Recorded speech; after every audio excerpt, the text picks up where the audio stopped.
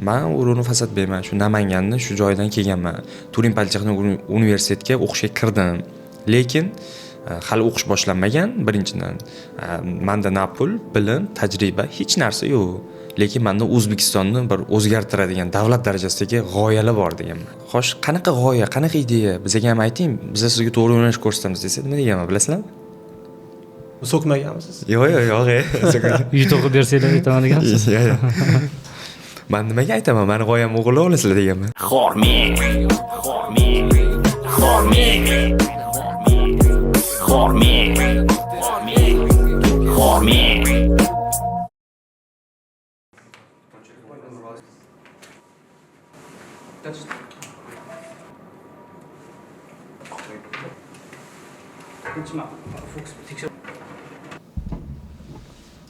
Xayrli kech do'stlar.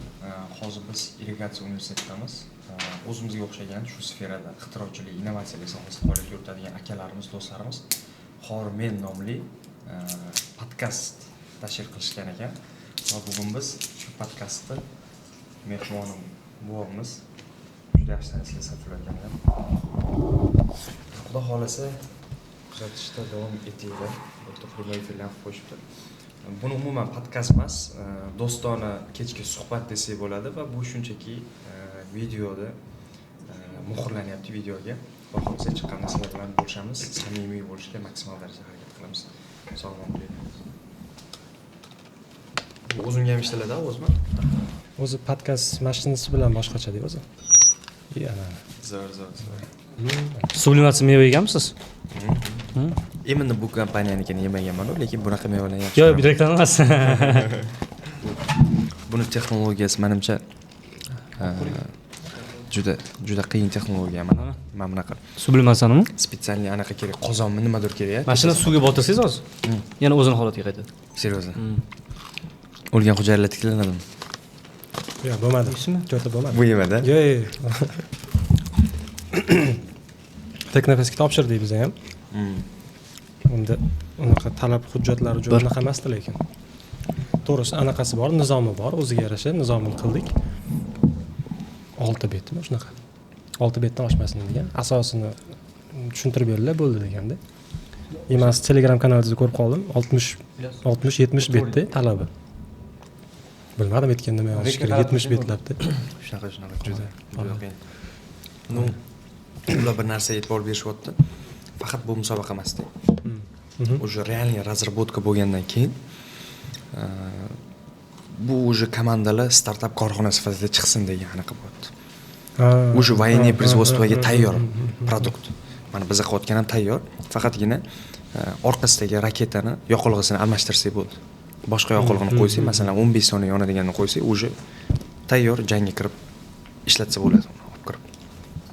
Ya'ni tayyor mahsulot bo'ladi, yangicha faqat, to'g'rimi? Yangicha mahsulot, yangi ideya, yangi komanda, yangi qon. Assalomu alaykum. Xormen podkast anchadan beri yo'q bo'lib ketgandi.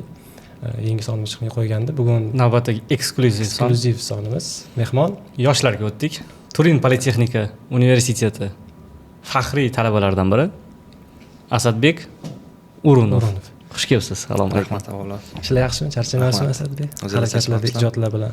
Yaxshi keldingizmi? Albatta, juda xursand bo'ldim. Nafaqat innovatsiya sferasida, balkim boshqa tengdoshlarimiz ham, boshqa do'stlarimiz ham shu sohaga olib kiradigan mavzularda harakat qilayotganingizda. Men o'zim ham juda harakat qilaman, faqat vaqtim yetmayapti. Sizlar vaqt topganingizda, to'g'risi. Bizda lekin men shaxsan o'zim kuzatib boraman sizni Telegramda kanalingizni, Innovator hayoti. Har kunlik, masalan, ijodingiz, qilayotgan, masalan, innovatsiyalaringizni то есть boshqa kanallarni kuzatmasam ham sizni ko'rib turaman-da, честно. Men aytaman, kechqurun 2 da ham, 3 da ham даже laboratoriyada bo'lasizlar, ishlab o'tirgan bo'lasizlar. Просто qoyil, lekin aytaman-da, masalan 2-3 gacha ham ishlab o'tirasiz, masalan, innovatsiya sohasida, startap sohasida tinmaysiz. Bundan aytaylik sizga va siz atrofingizdagilarga qanaqa naf? Bash qiziqtiradi meni-da. Juda qiyin savol bo'ldi, to'g'risi. Aslini olganda bundan o'zi hamma narsada inson birinchi avvalo menga, mani oilamga, yaqinlarimga nima naf deb harakat qilish kerak. Shunda motivatsiyasi o'lmaydi deb o'ylayman. to'g'risini aytganda innovatsiya bu startap juda qiyin tema. Biz o'sha tun bo'yi kun bilan ishlasak ham biz kutgan rezultatlar ko'p hollarda bo'lmay qoladi. Endi tan olishimiz kerak, O'zbekistonga yangi sfera desak to'g'ri bo'ladi. Bu foyda deganda endi foyda ham har xil. Agar pulli foyda bo'lsa hali unaqa foydaga kirmadik, lekin qisman bo'lsa ham tengdoshlarimiz ichida shaxsiy brend sifatida yoki bir oila a'zolarimiz, qarindoshlarimiz ichida o'zimizni mahallamizda, viloyatlarimizda o'zimizga yarasha obro'ga ega bo'ldik shu sohada. Endi pullik tomonlama ham foydaga erishamiz degan umiddamiz. Hozir shu bo'yicha harakat qilyapmiz. Ko'pchilik o'ylaydi, startapga ko'pchilik mablag' tomonini ham o'ylab topshiradi-da. Masalan, startapga topshirsam pul olaman deb o'ylaydi. Pulda ko'pchilikning anaqasi qiziqish. Ko'p hammani ham emas. Loyihani rivojlantirish emas, pul. Nimaga doxod bo'lmayotgan sohaga masalan e'tibor qaratyapsiz? Juda anaqa savol. To'g'risini aytganda men ko'proq komanda a'zolarimga ham aytaman. Endi bizning komandada hozir 20 tadan ortiq talabalar bor-da. Nafaqat Turinda, har xil universitetlardan, litseylardan ham bor kerak bo'lsa. Men ularga tushuntiraman. Men уже anaqa komandani nima desa bo'ladi, boshqaruvchisi emasman hozirgi paytda. Men CVO'sman, ya'ni CEO bor, CVO bor. Agar noto'g'ri aytgan bo'lsam uzr. Endi men ham odamlardan eshitganim bo'yicha ikki xil odam bor. Birinchisi komandani boshqaruvi, uni tahlili, kerakli narsalarga yetkazib berish, hammaga ish bo'lib berish, mana shunaqa ishlar bilan shug'ullansa, ikkinchisi uni kelajagini ko'rish bilan shug'ullanadi. Men hozir ko'proq shu narsa bilan bog'liq qolganman bir necha yildan beri. Ya'ni har xil переговорlarda bo'laman, rahbarlar bilan uchrashuvda bo'laman, loyihalarim taqdimotida bo'laman. Lekin men bilamanki, bu narsalar bir necha oylardan keyin, balkim bir necha yillardan keyin foyda keltiradi. Ya'ni bugun qilingan taqdimot hujjatlashtiriladi, qaror imzolanadi, nimadir qilinadi, takliflar beramiz, bilasiz, hukumat rahbarlariga. Bu narsa mendan hozirgi paytda juda katta rasxod talab qiladi, xarajat talab qiladi, lekin foyda yo'q umuman. Hozir rasxod yoningizdan shunda o'zingiz uchun ko'p hollarda juda bizda ham bo'ladigan holat. Ko'p hollarda hamma xarajatlar o'zimizdan bo'ladi. Lekin xudoga shukr shu ustozlarimiz, yaqinlarimiz ham qo'ldan kelgancha shu qo'llab turishadi. Baribir nimadirga erishish, nimadirdan voz kechish kerak albatta. Albatta shunaqa. Agar masalan o'sha innovatorlarga alohida moddiy tomonlama san cho'nchagingni ishlatmaganda, mana mashinani ishlat bo'lsa qanaqa rezultat bo'ladi deb o'ylaysiz? Masalan, yonidan rasxod qilib ishlanmasini va hokazo ishlarni qilsa qanaqa rezultat bo'ladi deb o'ylaysiz? Endi albatta kimdir qo'llab-quvvatlasa, menimcha yaxshiroq rezultatga erishadi deb o'ylayman. Lekin bu kelajakda mana shunaqa podkastlarda gapirib beradigan yaxshi temalar bo'lmasligi mumkin. Sababi menda ham tarixda oldin juda ko'p bo'lgan qiyinchiliklar, ko'p loyihalarimizga kredit olib qilganmiz kerak bo'lsa, qarz olganmiz, o'rtoqlarimizdan, ustozlarimizdan qarz olganmiz. Ma'lum bir ma'noda berganlarimiz ko'p muammolarga kirgan holatlarimiz bo'lgan. Lekin o'rtoqlar davrasida, boshqalarda ertaga yoshlarga bir motivatsiya beraman, prezentatsiya qilib beraman desangiz, u juda zo'r tema. Lekin agar osonchilik bilan erishilgan bo'lsa, bilmadim, bunaqa gapirish imkoni bo'lmaydi. Lekin aravasini o'zi tortsa, o'sha totliroq, o'sha mazaliroq bo'ladi. Albatta. Harakat qiladi ko'proq. Albatta, juda to'g'ri. Siz Namangandan qayerda? Namangan viloyati Uych tumani Yorqo'rg'on qishlog'idanman. Shu qishloqda o'rtahol oilada katta bo'lganman va 33-umumiy o'rta ta'lim maktabida bitirganman, 11 yillik dasturni va shundan keyin Toshkent shahriga Turin politexnik universitetiga kirib, birinchi marta 2020-yil Toshkent shahriga shu ko'proq muddatga kelganman. Ungacha kelib yurgansiz, to'g'rimi? Ungacha endi qisqa shu qarindoshimiz bo'lgan, qarindoshimiz uyiga, boshqaga, konsertlarga, nimadirlarga kelganmiz birinchi marta. Turin oson bo'lmagandir kirgandan keyin o'qish. Juda qiyin. Bitta maktabga qaytaylik. O'sha muhandislik, yangi loyihalar maktab payti qanaqa bo'lganmi? Ideyalar, o'zingizni misol uchun sinfdoshlardan ajralib turishingizni qanaqadir his qilarmidingiz? Albatta. Men to'g'risini aytganda, endi bilmadim bu qanaqadir maqtanib qolarmikin. Maktabda ham lider bo'lganman. Sababi hozir Alisher Sa'dullayev Zafarovich yaxshi bilamiz hammamiz, to'g'rimi? O'shanda birinchi marta prezidentimiz bilan uchrashuvda Alisher Zafarovich shu qaysi sohaga rahbar qilib qo'yganlar va ular butun respublikadagi tumanlarga, maktablarga borganlar. O'shanda ham kelganlarida men birinchi kutib olganman. O'sha paytda 2017 emasmidi o'sha? 2016 yoki 2017-yilida. O'sha paytda ham men kutib olganman. Yoshliklar sifatida maktabimizga kelganlar va men 9-sinfligimda u paytda har xil sohalar bo'lardi. Ekologiya, yana nimadir maktab sardori bo'lardi, Kamolatmi, adashmasam. O'shanda 9-sinfligimda butun maktabda ekologiya bo'yicha sardor bo'lganman. Tadbirlarda, konkurslarda faol ishtirok etganman. Har doim o'zim organizatsiya ishlarini olardim. Va eng muhimi aytishim kerak, kimyo biologiya fanidan tayyorlanganman. 11-sinfgacha olimpiadalarga qatnashganman. Kimyo biologiya ham o'zi umuman kimyo, biologiya, matematika, fizika hammasi bu STEM fanlar-yu, ixtirochilikka oid olib keladigan fanlar. Yangilik qilishingizga turtki bo'ladigan. Va o'sha paytda ham biz biologiya fanlarida nimadir kichkina jonzotlar, ilon, qurbaqa, nimadirlar, piyoz, po'stlog'i, shunaqalarni kesib, boshqa qilib, mikroskoplarda ko'rib qanaqa yaxshi bilasiz kimyo, biologiyani. Biologiyani zo'r bilaman, kimyoni endi esimdan chiqib ketgan. U masalalar boshqalar. Mediklikka tayyorlanmagansiz? Mediklikka tayyorlanganman. O'zim yoshligimda kardiolog vrach bo'laman deb harakat qilganman. 11-sinfgacha kimyo biologiya. Keyin nima bo'ldi, kira olmadingizmi? Yo'q, prosta topshirmadim. Chunki bizda doktorlar hozir ko'p, oilamizda endi 3 ta doktor bor. Bitta tumandagi holat. Bitta uyda yashaymiz. Akam Sizda qanaqa? Men kimyo biologiyaga tayyorlanganman 1 yil. Tinmay, ayam doktor bo'lishimni xohlaganlar. Keyin ko'nglimdan bilganman, qondan qo'rqaman, doktorlik menga emas. Bo'ldi, irrigatsiya dadam o'qigan, bo'ldi, topshiraman. Endi doktor bo'ling, falsafalar doktor bo'lsangiz, doktorman deb Texnika fanlari doktori.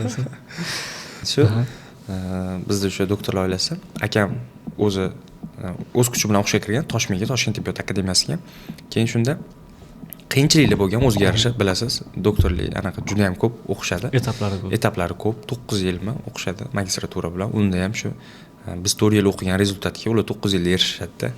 Agar moliyaviy tomonlama o'ylaydigan bo'lsak. Keyin akam aytgan, qo'yma doktor bo'lib turib, hali chet elga chiqmadim, boshqa qilmadim.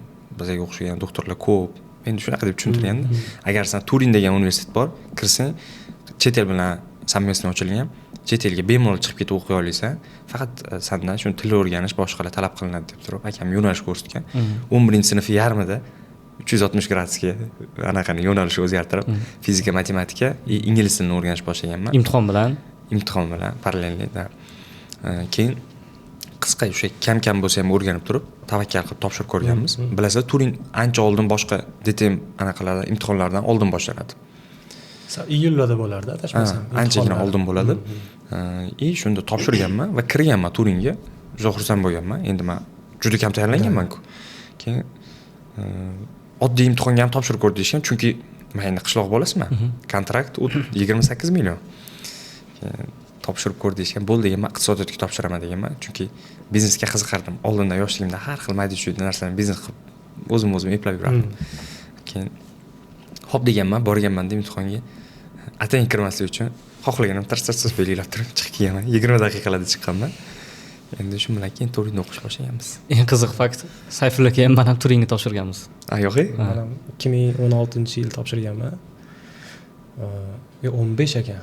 2015-yil. То есть kirganman ham Turinga, lekin o'sha paytda kontrakti juda katta bo'lgan. Kompyuterda topshirganmiz, katta zallari bor. Kompyuter. 2 etajlikmiz. Bibliotekalar, kutubxonamiz. Hozir 28 million kontrakt. Hozir 30 million bo'lishi kerak yoki 28,5 million desak to'g'ri bo'ladi. Endi o'sha imtihon payti Italiyadan odam kelib tekshiradi. Albatta. Yo'q, bizda hamma semestr imtihonlari, dars o'tishlar hammasini italyan professorlarimiz qilishadi, ko'p qismini. O'ta na tanish bilish, na boshqa qizig'i yo'q. Mana Turinning ichiga kiraylik-da, ozgina masalan. Men borganimda shunaqangi endi laboratoriyalar bor. Mana shu ixtirochilik qilaman, innovatorlik qilaman degan bolalarga 3D printer, umuman o'zi bitta shunaqangi sharoit qilib berilganki, alohida laboratoriya, katta boks, adashmasam. Hamma asbob uskunalar, sharoitlar mana qil. Korobkalar yotadi-da. Shunaqa. Zapchastlar shunday, olib yasab terib. Bu nima deydi? Bu endi qiziqda, o'sha Turin Italiyani o'zini bir qanaqadir yo'nalishimi yoki bizga olib kelgandan keyin, Turin ochilgandan keyin bizdagi bir qanaqadir bir taklifmi qo'llab-quvvatlashmi, o'zimiznikilarni qo'llab-quvvatlashmi? O'zi juda to'g'ri savol berdinglar. Ko'pchilik shunaqa deb o'ylaydi, Turin wow deb o'ylashadi. Balkim bu qanchalik to'g'ri, qanchalik noto'g'ri, biz har kuni o'sha joydaligimizga balkim uni his qilmasdurmiz. Lekin men shukr qilaman Turinga topshirganimga. Bu eng katta to'g'ri tanlovimdan biri bo'lgan desam bo'ladi. Umuman men birinchi kursda darsga kirganimda inglizini zo'r bilmaganman. Hozir ham u darajada zo'r bilmayman va darsda o'tirsam shu italyan professorimizmi, endi dars ingliz tilida bo'ladi, u yerda italyansmi, o'zbekmi farq qilolmaysiz ham. Birinchi kursda tim bo'li, keyin bitta bola adashmasam kimyo fanidanmidi, fizikadanmidi zo'r javob berganda domlaga savol bergan. Endi bilimini bilish uchun savol beradi-ku, baribir birinchi, ikkinchi darsda keyin zo'r javob bersa, u aytgan, "Sen qaysi mavzugacha bilasan?" Mana shu fanni degan. Keyin mana bu mavzugacha desa, "Qaysi fandan bilmaysan?" degan. Keyin matematikadan o'qiyapman hozir, endi kirib kelyapman, chunki faqat buni tayyorlanganman desa, "Unda nima qilasan men darsim kirib?" degan. Keyin men shok. Men endi universitetdan uni qabul qilmaganman, Galstuda, kastim nimadirlarda kelish kerak deb o'ylagan viloyatda demak. Kelsam men anaqalarda kelganman, oq ko'ylaklarda, Galstuda kelsam, bolalar o'tirib futbolkalarda, yozda shortida ham kiyib o'rishaveradi darsga. Topshirgada. Ha. Keyin bo'ldi degan, shuna sumkasini ko'tarib turib chiqib ketgan. Ya'ni bizda shunaqa tizimki, o'sha sen meni fanimdan bilasanmi? Keyin nima qilasan vaqtingni sarflab? Bor yo'q uchun kelasanmi? Boshqa fanni undan ko'ra zo'r o'qi, o'sha fanni rivojlantir, ya'ni kuchsiz tomoningni rivojlantir degan bir taktika bor. Eng muhimi, chet el universiteti bo'lgani uchun biz italyan professorlarimizmi yoki ustozlarimizmi subordinatsiya kamroq. Chem o'zbek universitetlariga qaraganda do'stona, italyan professorlarimiz shortiylar kiyib, futbolkalar kiyib, yozda bolalar bilan futbol o'ynab yurishadi. Qari professorlar, masalan, 60-70 yoshga kirgan professorlar futbol o'ynab yurishadi, talabalar birinchi o'zgacha atmosfera, boshqacha atmosfera eng muhim. Keyin shu rektorlarimiz bilan ham, boshqalar bilan ham biz do'stona muloqot qilib, o'zimiz fikrimizni ochiq bildira olamiz. Shu eng katta pluslardan biri desam bo'ladi. Keyin boyaga laboratoriya masalasiga kelsak, cheklov yo'q, eng muhimi ochiqlik siyosati va hamma xohlagan narsasini laboratoriyaga olib kelib turib yasa oladi. Bor imkoniyatlardan maksimal foydalana oladi. Bizning laboratoriyamizda masalan ma'lum bir qismini universitetdan olgan jihozlarimiz, ma'lum bir qismi o'zimizniki. Ya'ni o'zimiz xohlagan narsamizni sotib olib, u yerda foydalanaveramiz va shunaqa ochiqlik siyosati bo'lgani uchun biz ham aytamiz talabalarga, xohlaganinglar kelinglar, laboratoriyamizdan xohlagan narsadan foydalaninglar, faqat bitta anaqa tashab qo'ymaslik va texnika bezopasnost qoidalariga rioya qilish. Agar men bunaqa cheklov qo'yaman, kimdir nimadir narsa yasagan keladi, bilasizlar, o'zi bir hafta, 2 hafta o'tadi, yo'q qoladi, yana keladi. Motivatsiyasi bor paytda keladi, so'nib qolgan paytda ketadi. YouTubedan balkim bizga o'xshagan podkastlarni ko'rib qoladi, ertasi kuni keladi keyin. Keyin yana bir haftadan keyin yo'q ketadi. Shunaqa bolalar yoqmaydi menga umuman. 2 marta shunaqa qildim, o'sha 3-marta uzr kechirasiz deyman. Chunki sababi shu paytgacha bir 100lab bola komandamizga qo'shilgan, 100lab bola chiqib ketgan. Doim shunaqa bo'ladi. Faqatgina vaqtni behuda sarflashib qoladi. Siz komandangizda nechta odam bor? Hozir 20 tadan ko'p bola bor, qizlar bolalar, endi qizlar kam. Konkretni endi har kuni keladigani 10 tadan ko'p. Har kuni birga o'tiradigan 10 tadan ko'pda. Cosmos Innovation jamoasi. Cosmos Innovation jamoasi. Reklama qilib qo'ydim, bilsanglar bilarsizlar. Cosmos Innovation. Sizlarni bu laboratoriyaga qanaqa kelib qolganinglar, bunaqa kattalashib ketib qolganinglar. Qisqa, qachon o'zi tashkil etildi, nima bo'ldi, nima turtki bo'ldi? O'zi bu sferaga kirib kelishim men juda qiziq bo'lgan. Maqsad, xohish bo'ladi-ku, ildiz. Juda. Keyin bitta savolim bo'ladi. Talabalik davrida birinchi erishgan yutug'ingiz qaysi? Diplom olib, pul olib. Albatta, hozir shuni eslab aytsangiz. Rivoyat qilsangiz. Olinglar bitta. Men uchun sal to'g'ri. Men oldimda bor. Bemalol. Yaxshi sekin ekan. Ermakka motivatsiya berib turadigan. O'z bu sferaga kirib kelishim juda qiziq bo'lgan. Toshkent shahriga aytganimda 2020-yil kelganman. Va ijtimoiy tarmoqlar kelganimga Toshkent shahriga bir hafta bo'lgan. Bilasizlar, viloyatdan kelsangiz endi qanaqadir duh u darajada baland bo'lmaydi. Xohlagan joyingizga bora olmaysiz. Unda o'ylanib u yoqqa qarab borasiz. Metrolarda ham eshik ochilgan o'rtaga turib olasizmi? Xijolat qilib, o'ngga ochalarmiki, chapga ochalarmiki degan. Endi faktiki shunaqa-da. Ochiq gaplashsak, keyin bir haftalar bo'lyapti ijtimoiy tarmoqda men kunuzlarni qatdandir ko'ryapman. Oliy o'sha u paytda innovatsiya vazirligida Technoways texnologik rivojlanish marafoni bo'lyapti. 2020-yil. Bu marafon 10 kun davom etadi va hozir 8-kuni respublikamiz bo'ylab shu yuzlab anaqa lider yoshlar final bosqichida ishtirok etyapti. Xohlaganlar kuzatuvchi sifatida kelish mumkin degan post ko'rganman. O dedim, bor ekan bunaqa narsa dedim, keyin hali loyihangiz yo'q. loyiha ham hech narsa yo'q. Bir hafta bo'lgan. Tushuncham ham yo'q bu bo'yicha. Keyin sumkamni ishdan oldimda chiqdim. Yo'lga shu vazirlikka keldim. Borsam vazirlik endi hozir ham haybatli bilasizlar. Birinchi marta kelgan odam boshqacha. Bordim, eshik o'zi ochilyapti, ichkarida atmosfera robot. Voy, uzr. Robot o'zi o'ynayapti, bitta robot, oq robot turibdi-da, muzika. Shokdasiz. Ha, shokdaman. Voy, shunaqa narsa bor ekan. Skripkada mana bunaqa 4 ta 5 ta skripka chop turibdi. Keyin kirdim, axraniga bordim, qo'rqib. Mana shunaqa narsa ko'rdim desam, "Ha, keling, o'ting" dedi. Axrani o'tkazib yubordi. Resepsionda o'sha qizlar bor ekan, ro'yxatga oldida menga xudi bergan, kepka bergan, keyin bloknot nimadirlar bergan, Krim Mamutga degan o'rtadagi dumaloq coworking zona deymizmi? O'sha joyga kirdim. Kirsam, katta monitorda shu yuzlab talabalar bor va o'rtada 5-6 ta hakamlar bor. Monitorda talabalarni anaqasini kuzatishyapti, prezentatsiyalar. Keyin eshitib o'tirma diqqat bilan, shunaqa zo'r gapirishyapti. Endi menga yoqyapti. Keyin diqqat bilan rosa eshitdim-da. Ketdim, bir kun tugadi. Ertasi kuni yana keldim. Yana ertasi kuni kimdir olib bormadi, siz o'zingiz? Yo'q, o'zim bordim. Hech kim menga yo'nalish bermagan. Ertasi kuni ham yana bordim, o'tirdim. Ertasi kuni уже 9-kuni, 10-kuni. 10-kuni bo'lsa kerak, eng oxirgi kuni. Chunki men oxirgi 2 kunida borganman-da. Eng qaymog'iga borgandim. 20-yilda shunda. 2020-yil. U paytda 10 kun bo'lardi bu tanlov. Keyin men shunda kimda savol bor, qani kim qiynayapti, unaqa deyishgan. Hozirgi Akbarxon Azizovich. Sobirxonov. Bizga o'xshagan talabalar o'rtada lider talabalar, moderatorlardan keyin qo'lim shunaqa ko'tarib, yuragim shunaqa dukillayapti. Ko'taraymi degan anaqa bor. Keyin ko'tardim.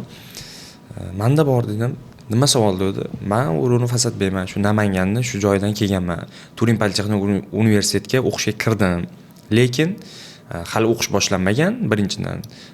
Menda na pul, bilim, tajriba hech narsa yo'q. Lekin menda O'zbekistonni bir o'zgartiradigan davlat darajasidagi g'oyalar bor deganman. O'sha paytda shunaqa deganman. Keyin hamma zal bitta kulib olgan. Chunki viloyatdan endi kelgan talaba o'qishda o'qimagan, bunaqa deb deyapti. Bitta sarg'aygansiz. Bitta qizarganman-da.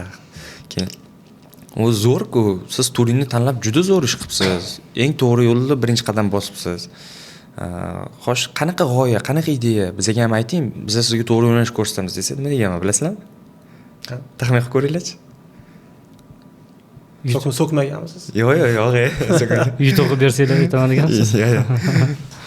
Men nimaga aytaman? Meni g'oyam o'g'irlab olasizlar deganman.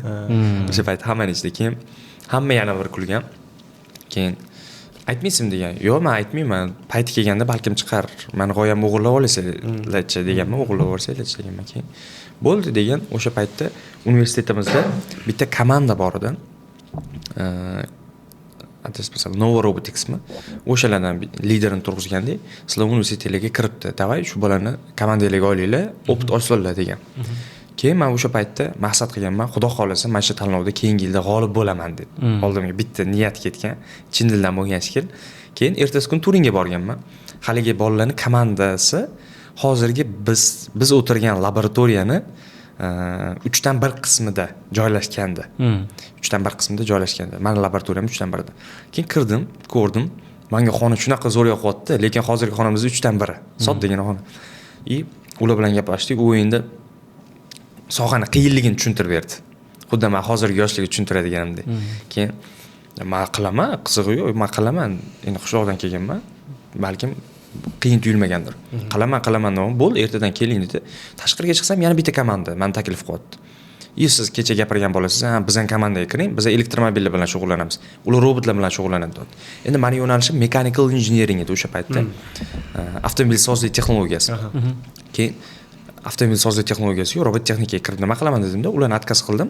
Haligilar komandasiga kirdim. Keyin ularning komandasida endi men ishdan qochmasdim. Hozirgidek xuddi shunaqa kechasi bilan ishlardik ular bilan birga. O'zimni ko'rsatib boshqa qildim. Komandada ham o'sha paytda bir 10 ga yaqin talabalar bor edi.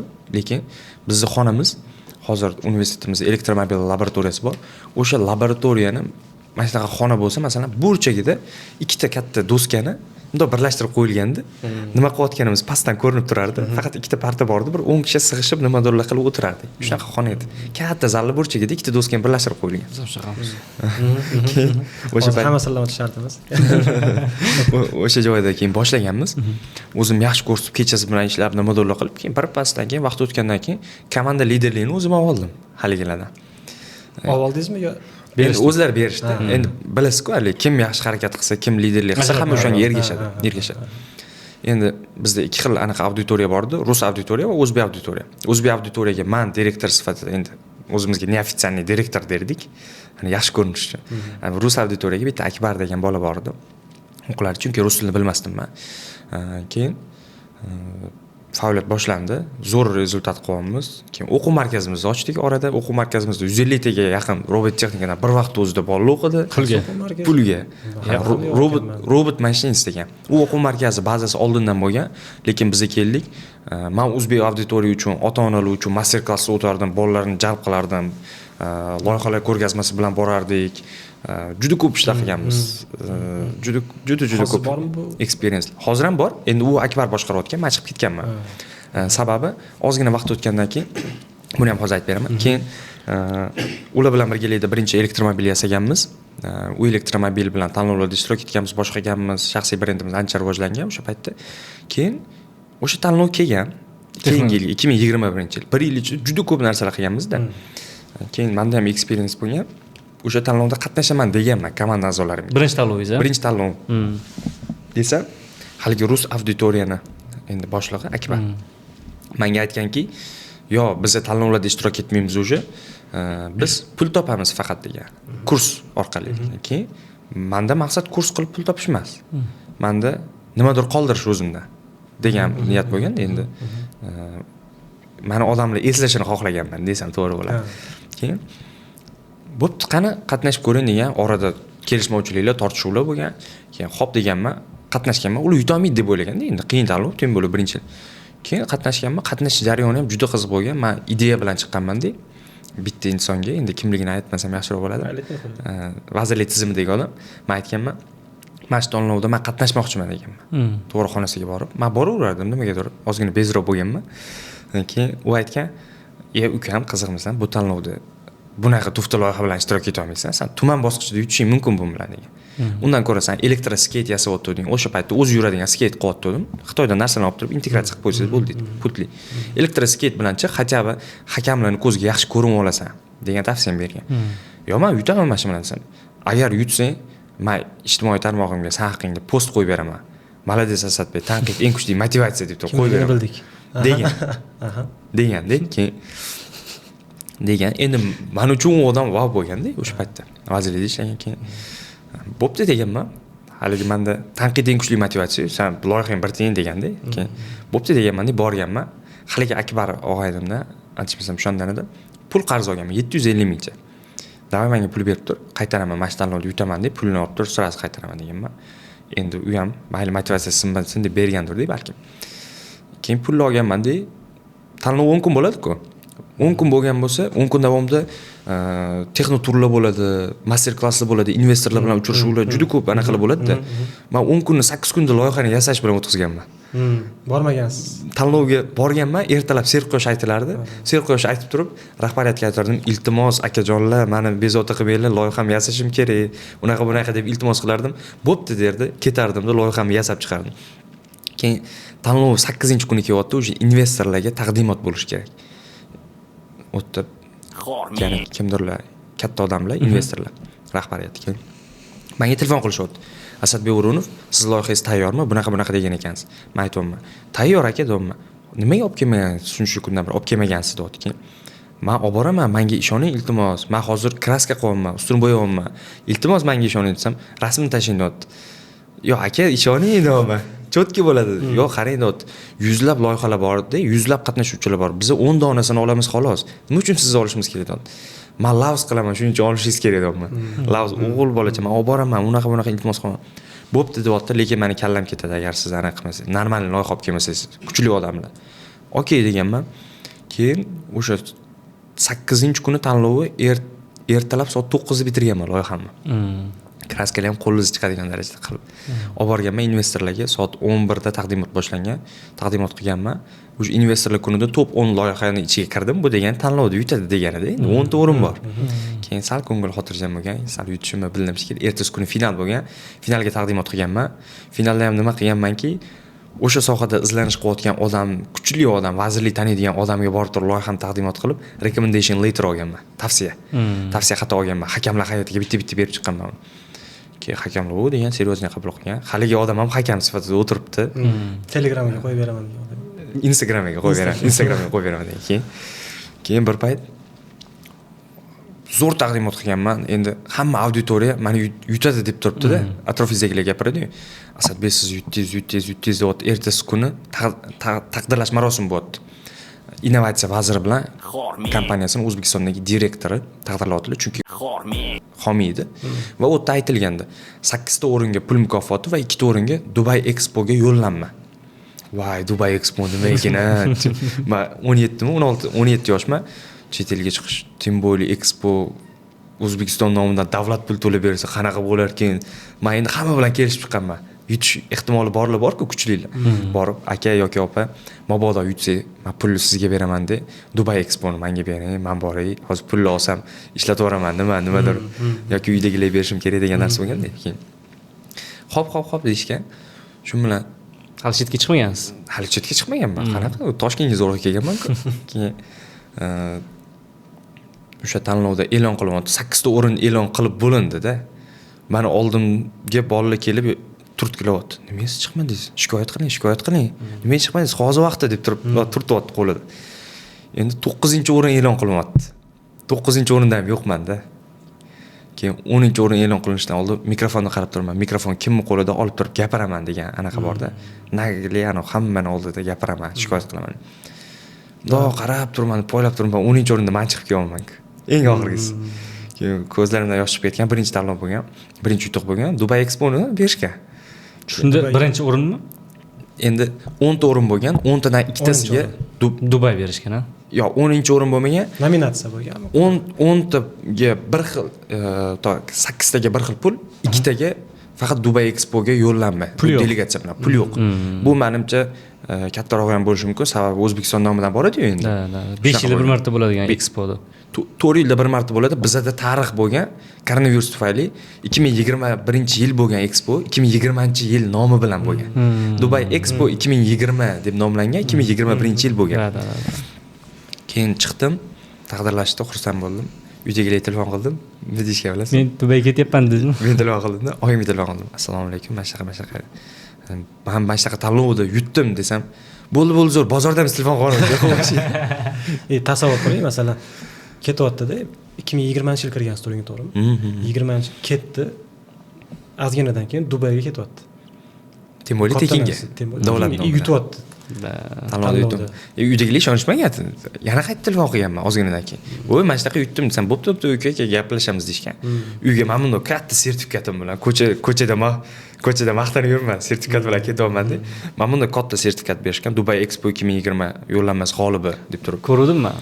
Hozir rasm bo'lsa qo'yib qo'yaylik mana shuga. O'zim rasm. Oppoq futbolkadasiz, ochkingiz o'zingizdan katta, yugurib chiqib. Xursand, juda emotsiya boshqacha bo'lgan. Keyin uydagilarga olib borsam, uydagilar shokda. Voy, unaqa akam ham bor edi. Akam men borsam bo'larmiki, o'rningga deyapti. Akalar shunaqa. Men borsam bo'larmiki deyapti. Yot dedim, bu o'zim borishim kerak ekan, mumkin emas ekan deganman. Akbar Ali bilan bordingiz-ku o'shanda. Akbar Ali bilan. Vazirligiga borgansiz-ku o'zingiz hech kim olib bormagan. O'sha sizni olib borgan narsa nima o'sha? Meni olib borgan narsa avvalo qiziqish va boshqa tengdoshlarimga intilish. Haligi tengdoshlarim ko'rganman-ku, ular menga motivatsiya bo'lganda. Televizorda ko'rganman, anaqa o'sha postlarda va televizorlarda ko'rganman, ular katta monitorlarda taqdimot qilishayotgan. Agar o'sha paytda masalan boshqa e'lonni ko'rganingizda, mana shunaqa yutuq qo'yilgan, umuman innovatsiya emas-da, boshqa. O'shanga borgan bo'larmidi yoki imенно siz innovatsiyagami? Endi innovatsiyaga esimda borgansiz.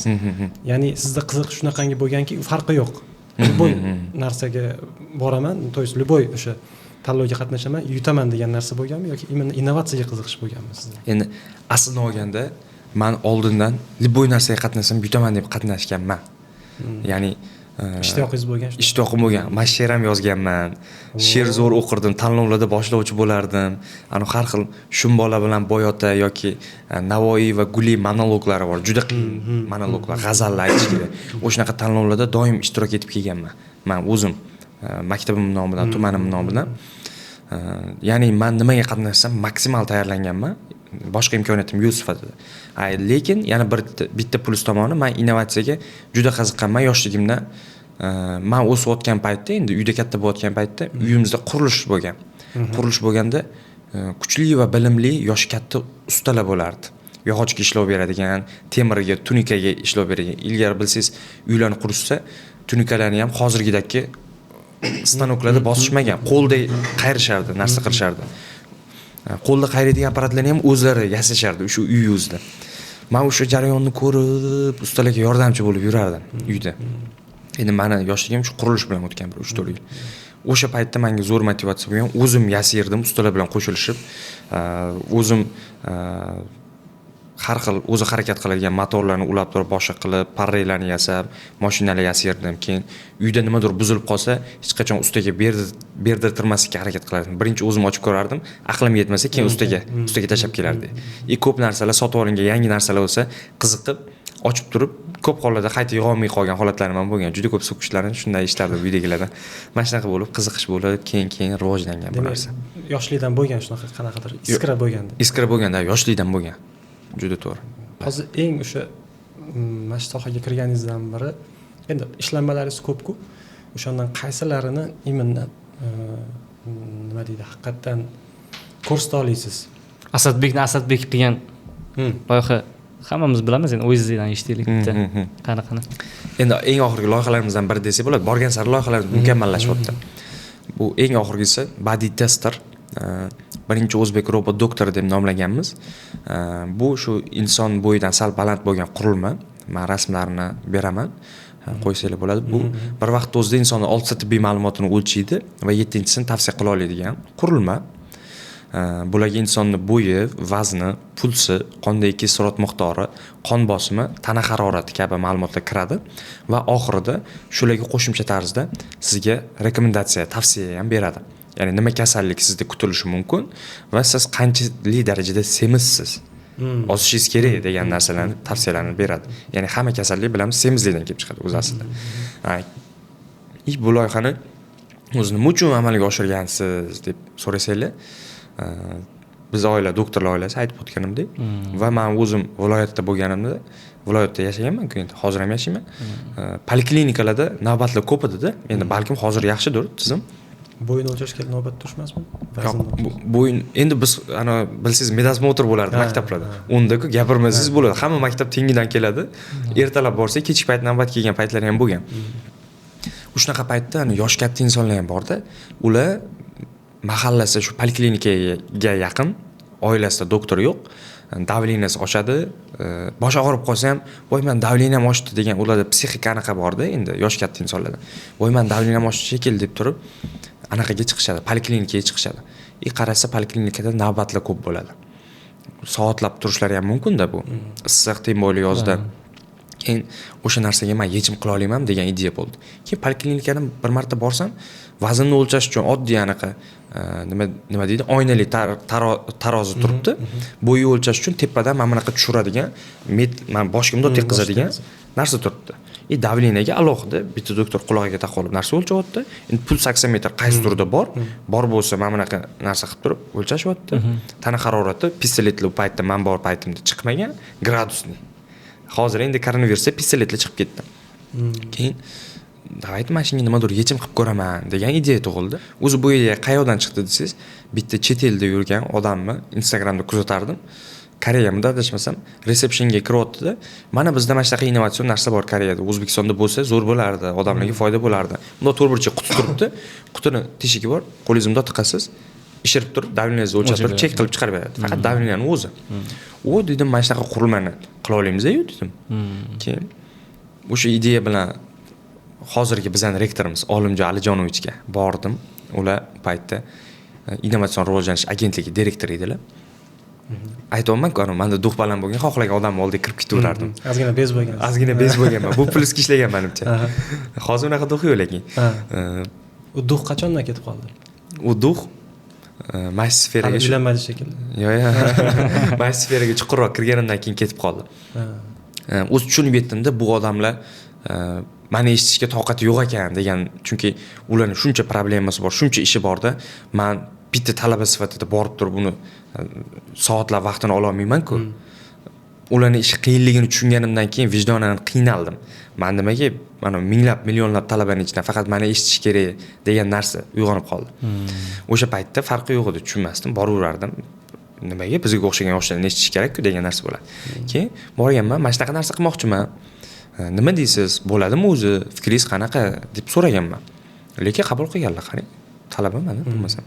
Keyin ular doska bor edi, xonalarda doskalar yechib, Asadbek, men parklarga borsangiz, bir urib turib, ana kuchni o'lchaydigan narsa bor, apparat bor.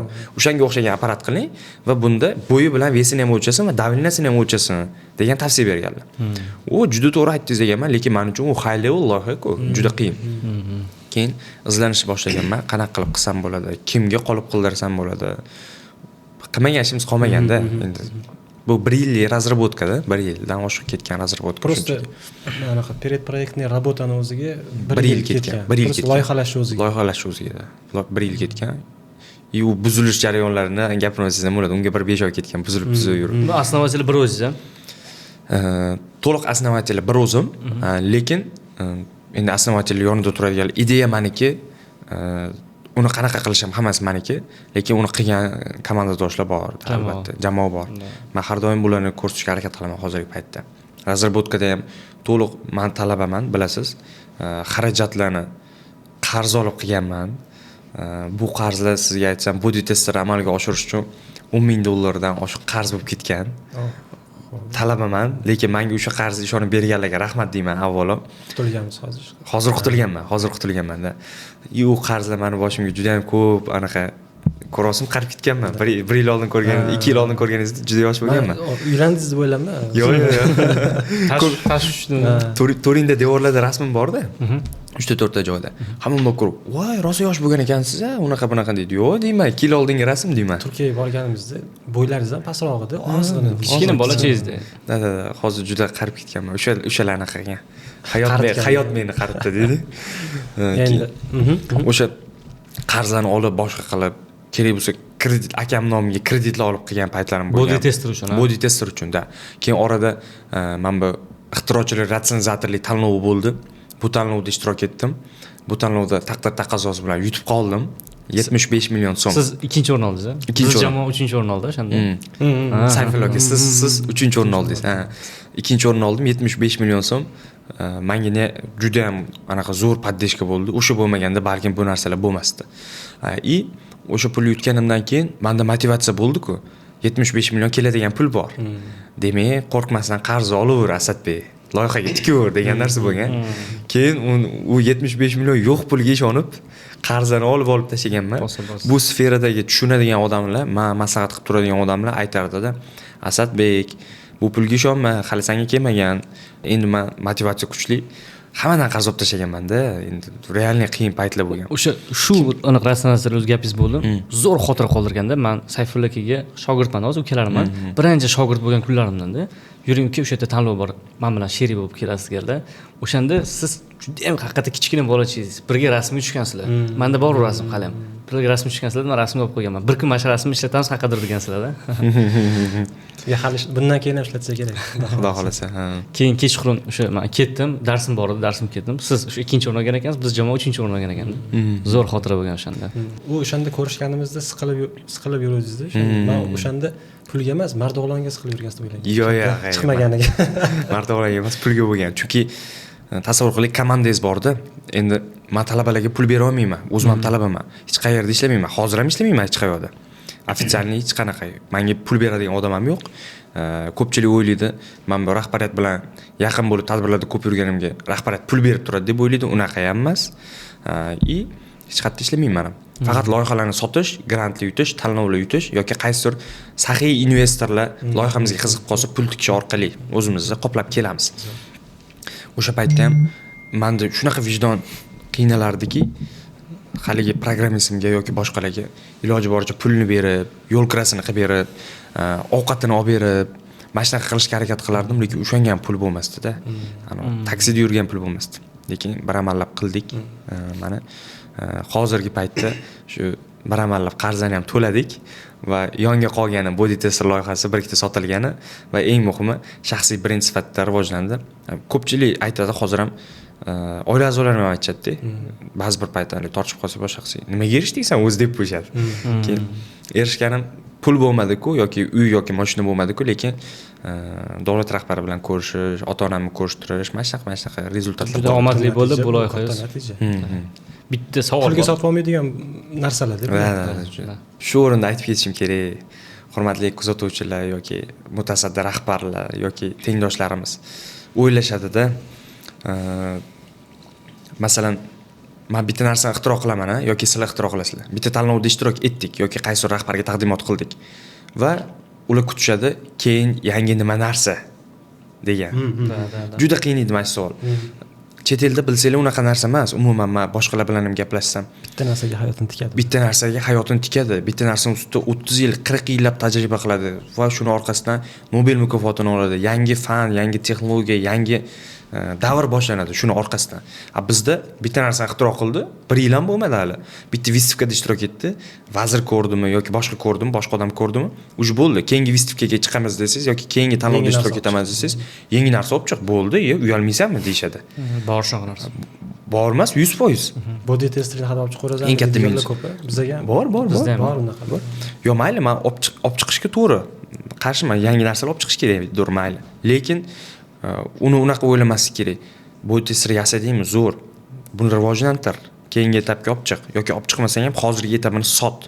Startapga bermasang ham sot. Minimum 10 ta sot mashinada. Men shu tomonlama yordam beraman yoki men bu joyga joriy qilish bo'yicha tavsiya beraman yoki buyruq beraman ularga. Buni sotishing kerak san degan narsa yo'q-da. Bizda faqat yasa, olib chiq, ko'rsat, yangi narsa yasa. Unda qanaqa rivojlantiramiz? Tatbiq etish yo'q. Uni tatbiq qilmasa, biz yangi narsa yasadik, tasavvur qiling. Uni tatbiq qilmasa nima foydasi bor? To'g'rimi? Xuddi shunaqa. Jamiyatga nima foydasi bor? Mana shu narsani aytmoqchi edim-da. Boshdan kelaylik, biz topshirganmiz billa ixtirochilikka.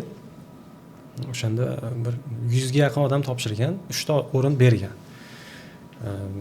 Bizga ham 3-o'rin olgandan keyin pul berilgan bizga. Biz pulni nima qilganmiz? Yarmidan ko'pi keyingi loyihamizga ketganda. Mana hozir masalan birinchi vertolyotimiz qilgan, ikkinchi vertolyot keyingi loyihalarga bizga katta podдержка bo'lgan pul. O'sha qolganlarcha degan mana bizdan nechta loyihalar bor edi? 60, 70, 80 ta loyiha bor edi. Zo'r loyihalarda. Hech kim xayoliga kelmagan narsa qilgan, zo'r, lekin u qaysi sohaga yordam beradi? Kim masalan bironta предприятие sotib oladigan bo'lsa, undan nima foyda ko'radi? Mana shu narsalarga e'tibor uncha berilmaganda. To есть ixtiro qilishyapti, lekin sohaga yo'naltirib uni sotish kelajakdagi rejalarini o'ylamaydi. Og'riqli nuqtamiz. Shu joyda meni o'zim ideyalarim bor, fikrlarim bor. Buni juda ko'pchilikka aytganman. Kimdirlar ko'rishi, bir umr orzu qiladigan darajadagi rahbarlarga ham aytganman. Lekin hali amalga oshmadi bu narsa. Men xohlardim ixtirochi va ma'lum bir tashkilot, tadbirkorlar bor yoki tizim bor. Masalan, body tester bor, tibbiyot tizimi bor yoki davlat tizimi bor yoki harbiy tizim bor, harbiy sohada tizim. Shuni orasida bog'lab beradigan bitta ko'prik yo'q. Sizlarga tushuntirishim uchun, masalan, ixtirochi yasagan narsasini tadbirkor ko'rgani yoki boshqa qilgani, bilgani vaqti yo'qdir yoki uni ko'radigan qilib ochib bera olmayotgandir. Shu orada bitta interesi bor odam bo'lishi kerak yoki tashkilot bo'lishi kerak. Buni sotib bersin, mayli foiz olsin bundan sotib bergandan keyin. Qanchadir qismini. Bunga ham foyda, buni bo'l qanaqadir og'rig'ini yechyapti. Bizga ham foyda, mahsulot sotilyapti. Ana distributorga o'xshagan. Unga ham agent o'rtada. Unga ham foyda, o'sha narsani sotish orqali pul qilyapti. Mana shunaqa narsa kerak O'zbekistonga. Juda ko'p taklif berdik. Lekin bunaqa narsa bo'lgan taqdirda ham afsuski innovatsiyalarga e'tibor kam va milliy mahsulotga bo'lgan ishonch kam. Sababi qimmat bo'lsa ham chet eldan olamiz. Chetdan qo'ygan tinch. Birinchi variant.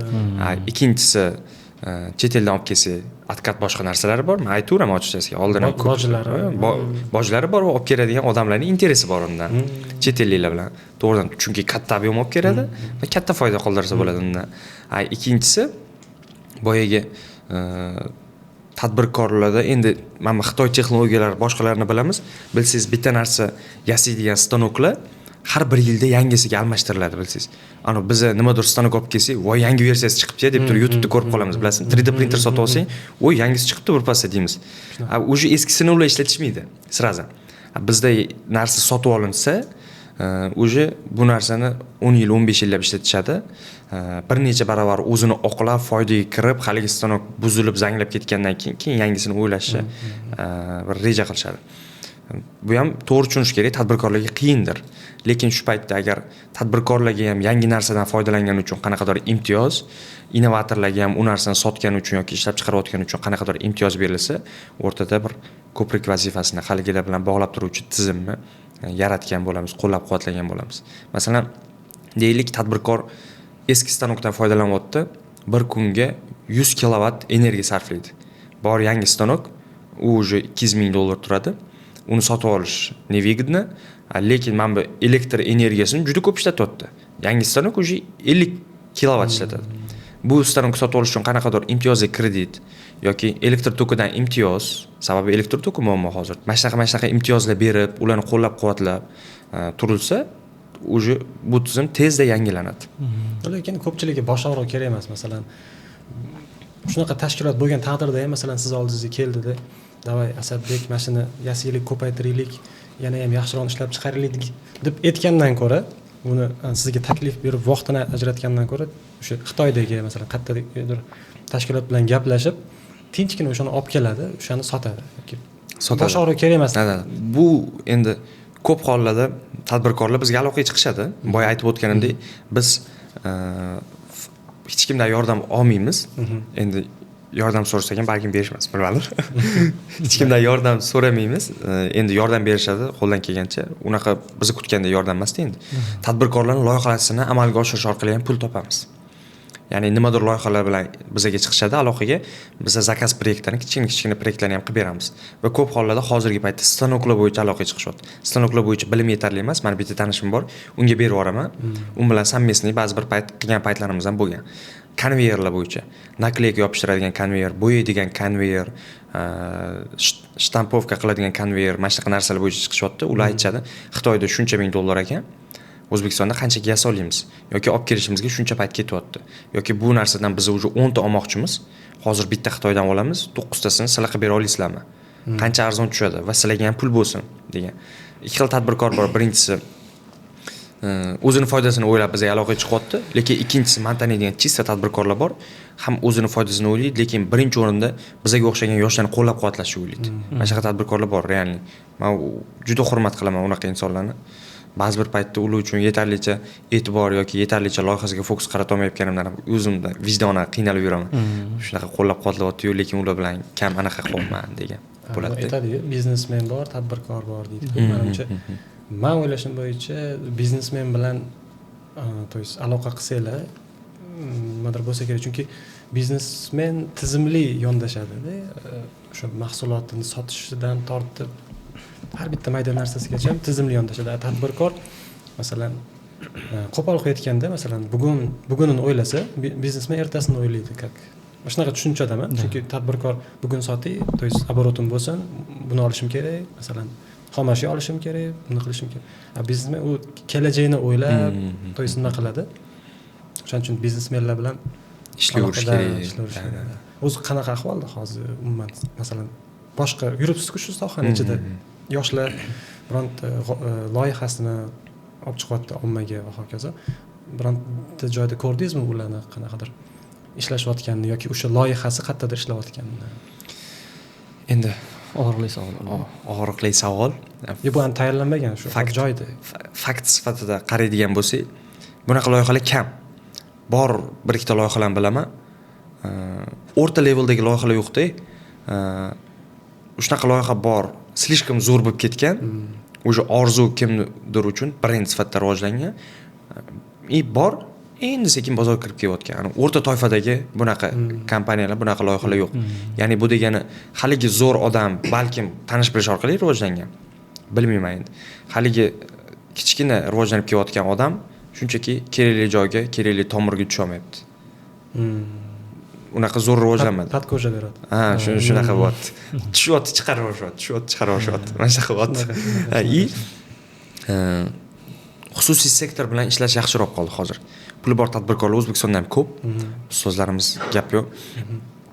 Ularga siz o'zingizni yangi g'oyangiz bilan, ideyangiz bilan borsangiz, ular startapga pul tikishga qiziqib qolishgan hozir nimagadir. Ko'p tadbirkorlar ham aloqaga chiqishadi, boshqa qilishadi. Afsuski menda endi bu uzoq protsessda tadbirkor bilan tanishasiz, o'zingizni anaqalingizni bildirasiz, yangi ideya o'ylaysiz, bir 10 marta u bilan ko'rishasiz, muloqot qilasiz, дорожный karta qilasiz, biznes plan qilasiz. Unga o'zi menda vaqt yo'q-da, afsuski. Uni qilaman desam, komandam manaqasi, boshqasi yo menda yo'l bor. Chisa tadbirkorlik yo'lidan ketishim kerak. Umuman shaxsiy brendimni rivojlantirmasdan hozir qilayotgan ishlarni tashlashim kerak. Zo'r tadbirkor bo'laman desam. Bor, ikkinchi variant bu tomonni qilishim kerak. Shuning uchun hozir arosatda yuribman hali ham. Qaysi birini qilish bilmasdan. Haligi tadbirkorlar bilan, shu biriktalar bilan ham ko'rishdik. Men nimadir aytsam, mana shunaqa chet elda narsa bor ekanda, qilaylik, unaqa bunaqa desam, o'zlari ham ideyalar tashlab turishadi, gruppamiz borda. Davay deydi. Nech pul ketar ekan deydi. $5000 ketar ekan desam, $5000 davay ertaga hal qilib bergin shunga deydi. Va shaqa. Men talabaman. Naborot u tadbirkor bilan ko'rish men uchun orzu. Menda yagona maqsad undagi experience olish bo'lgan. Opitni olish bo'lgan. Boryapman u tadbirkor oldiga, birinchi kun gaplashyapmiz, zo'r gaplashyapmiz, ochiq gaplashyapmiz. Endi u tadbirkorlar har doim kitob o'qiydi. Borsiz katta zalda, mana shunaqa zalda o'tiradi, katta stolda bir o'zi o'tiradi. Bir dona notebook ochib olib har doim ishlab o'tirgan bo'ladi u odamda. Havas qilaman uni ko'rib. Shunaqa qunt bilan ishlayotganiga-da. Men unaqa ishlamayman, to'g'risi. Katta stol bir burchakka o'tirib oladi, ishlayveradi, переговор kelsa ham ishlab gaplashib qilaveradi-da. Mana shunaqa odam keyin u aytibdi. To'liq men bilan tanishib chiqib, laboratoriyamga kelib, laboratoriyamizni ko'rib, hamma narsamizni qilib savol beryapti-da. Sana hozir kelayotgan vaqtingga achinmasliging uchun nech pul berishing kerak deyapti. Hech qanaqa loyiha qilinmayapti. Bir oyda 2 marta, 3 marta ko'rishyapmiz. Prosta networking qilyapmiz. 2-3 soat gaplashib o'tirib, nimadirlar qilib, u odam bilan gaplashman uchun nabor narsa. Ana yonimdagi ikkita bola meni olib borgan. U bolalar shustri bolalar, biznesmen bolalar. Biznesmen bolalar meni u loyihaga glavniy qilib turib borgan. Mana mana bola qiladi. Pulli temalarni, boshqalarni, shartnomalarni biz bilan gaplashasiz, bu bola qilib beradi deyapti. O'zim men u paytda ular biladigan narsalarni ham bilaman. Ular biladigan. Prosta men networking bu darajada zo'r emas. Ular aytayotgan narsani boshqaruvlarni ham bilaman, injineriya tomonini ham bilaman. Orada bir 2-3 marta ko'rishdik. Men ular bilan bir xil leveldaligimni isbotlab qo'ydim tadbirkorga, haligi odamga, investorga. U aytayapti. Voy bular o'zcha shustrilik qilyapti, aqllilik qilyapti, Asadbek ertaga anaqa qiladi. Deyapti-da endi. Ertaga sovuqchilik tushiradi, boshqa qiladi. Davaydi deyapti, ular bilan kelishaylik. U aytayapti-da. 3 ta narsani 3 ta tadbirkorlikni yangi biznes ochilishda 3 ta asosiy tamoyil bor. Birinchisi bilim, ikkinchisi pul, uchinchisi energiya. Deyapti. Birinchisi ketkazilgan bilimni hech narsa bilan to'lab bo'lmaydi. Pul bilan to'lab bo'lmaydi. Faqatgina ulush bilan to'lash mumkin. Ulushni ham katta pulga sotib to'lash mumkin. U top bo'lmaydigan narsa. Ikkinchisi pul. Pul ham chunki tavakkal qilingan narsa. Bu narsada ham diniy tomonlama pulga ham ulush beriladi odatda. Shunchaki pul berib rozi qilib chiqarib yuborib bo'lmaydi. Lekin uchinchisi energiyani pul bilan sirazi rozi qilib turib, joyida rozi qilib turib chiqarib yuborsa bo'ladi. Ulushdorlikdan degan narsa bor ekan. Endi uni tushuntirish bo'yicha. Haligi bolalar energiya sarflayapti. Keyin u odam aytdi menga, "Davayt ular bilan gaplashib ko'ring." Men aytdim, "Ularni agar rozi qila olsangiz, ularni ketkazgan vaqtiga rozi qilsangiz, mayli, men siz bilan to'g'ridan-to'g'ri ishlashga tayyorman, lekin bular orqali kelganman, cheres noto'g'ri bo'ladi" dedim. Keyin bo'ldi dedi, ularni ham chaqirib gaplashdi, hal qildi, ularni ham rozi qildik. U odam bilan men to'g'ridan-to'g'ri ishlashni boshladim. Haligi bolalar uchovimiz o'tirgan paytda davra suhbatida savol bergan. "Siz degan qancha pul berasiz sizlarni vaqt ajratayotganinglarga, men bilan kelib ko'rishayotganingiz?" Chunki biz unga taklif bilan borganmiz o'zi. U aytayapti, "Men bilan ko'rishayotganinglarga nech puldan pul beray? ana vaqtiliga achinmasligini uchun ertaga mana shu loyiha tuppa yopilib ketsa degan savol beryapti-da. Norozilik bo'lmasligi kerak o'rtamizda deyapti. U bolalar, "Yo, tekinga biz ishlashga tayyormiz, tekinga ishlashga tayyormiz." Chunki ulushdor-da ular. Men u paytda ulushdor emasman, prosta injenerman. Bir martalik pul olib chiqib ketadigan odamman loyihada. Menga aytayapti, "Nech puldan beradi?" Menga $500 bersangiz normalniy bo'ladi, chunki startapim bor, boshqam bor, komandam bor. To'g'risi, realniy noqulay vaziyatdaman desam, bo'ldi degan. Keyin o'sha 5-6 oy ishlagan bo'lsak, 5-6 oy tuppa bir oyda bir necha marta ekspeditsiyanga $500 pul berganda. $500 kartamga pul tushirib turgan. Bizga ham kontaktni berishdi. Kelib networking qilib turishimiz uchun. Mana shunaqa bo'lgan. Bu juda zo'r narsa ekanda. Men to'g'risi ulardan xijolatlanayapman. Loyihani u darajada kutgandek qila olmaganimiz uchun.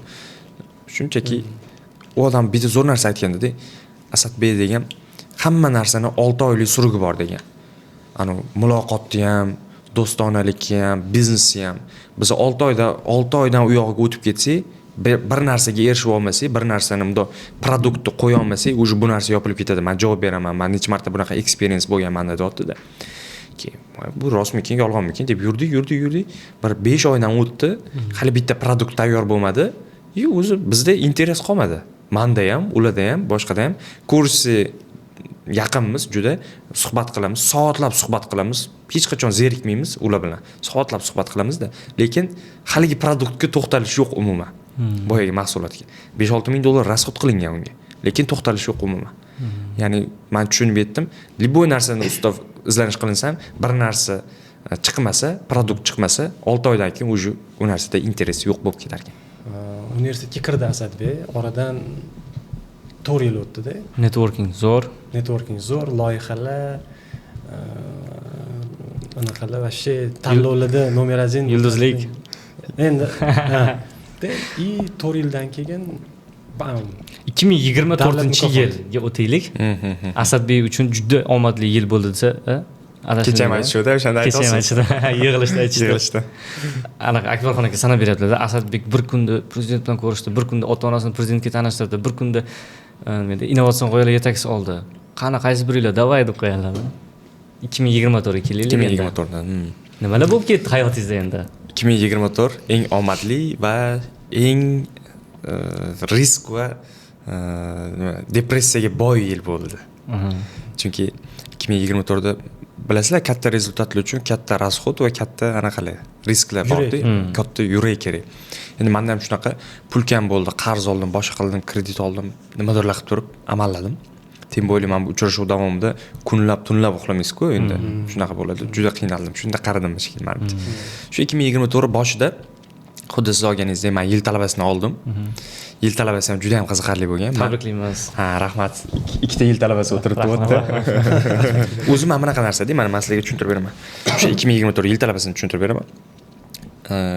Yil talabasi o'zi juda populyarni e'lon qilishmaydi, bilsangiz. Universitetdan hujjat topshirasiz, yarim finaldan o'tganlarni e'lon qilishadi, finalga keyin sal yaxshiroq yoritib prezentatsiya qilib berishadi. Endi men innovatsiya sferasi, sizlar taniysizlar, to'g'rimi? Innovatsiya sferasida liderlardan bir 10-15 ta bo'lsa, 10-15 taning ichiga kiramiz, masalan, birgalikda hammamiz. Kiramiz, keyin yarim final men topshirganman hujjatni, yarim finalda 7 kishining ism familiyasi bor, men yo'qman. Innovatsiya sohasida. 7 kishining ichidan bir 2 kishini tanimayman, qolganini tanimayman. Dedim, qolganlarni tanimas ekanman men dedim. Nahotki men ular bilan tanishmagan bo'lsam, shuncha tanlovlarda yurib dedim-da, bordim keyin vazirlikka. Mana shunaqa vaziyat, men shunaqa rezultatlar qilyapman, lekin nimaga men yo'qman desam, dedi, innovatsiyadagi odam o'zi aytayapti. Bu hujjatlarni men ko'rib chiqishim kerak, sen hujjatingni ko'rmadim deydi. Keyin o'zi balkim yetib kelishda yarim yo'lda chopib yuborishganmi? Keyin dedim, nimadir qiling, telefon qildi siraz. Palonchi degan bola bor. Nimaga buni hujjati nima bo'lyapti dedi. Biz ko'rdik. Bizga kesildi bayram edi. Bayramdan keyin kesildi. Biz birgalikda ko'rib chiqamiz. Faoliyatlarni prezentatsiya qilib berishdi. Balkim texnik xatolik bo'lgandir dedi. Keyin bordim. Baza ishlamay qolgan.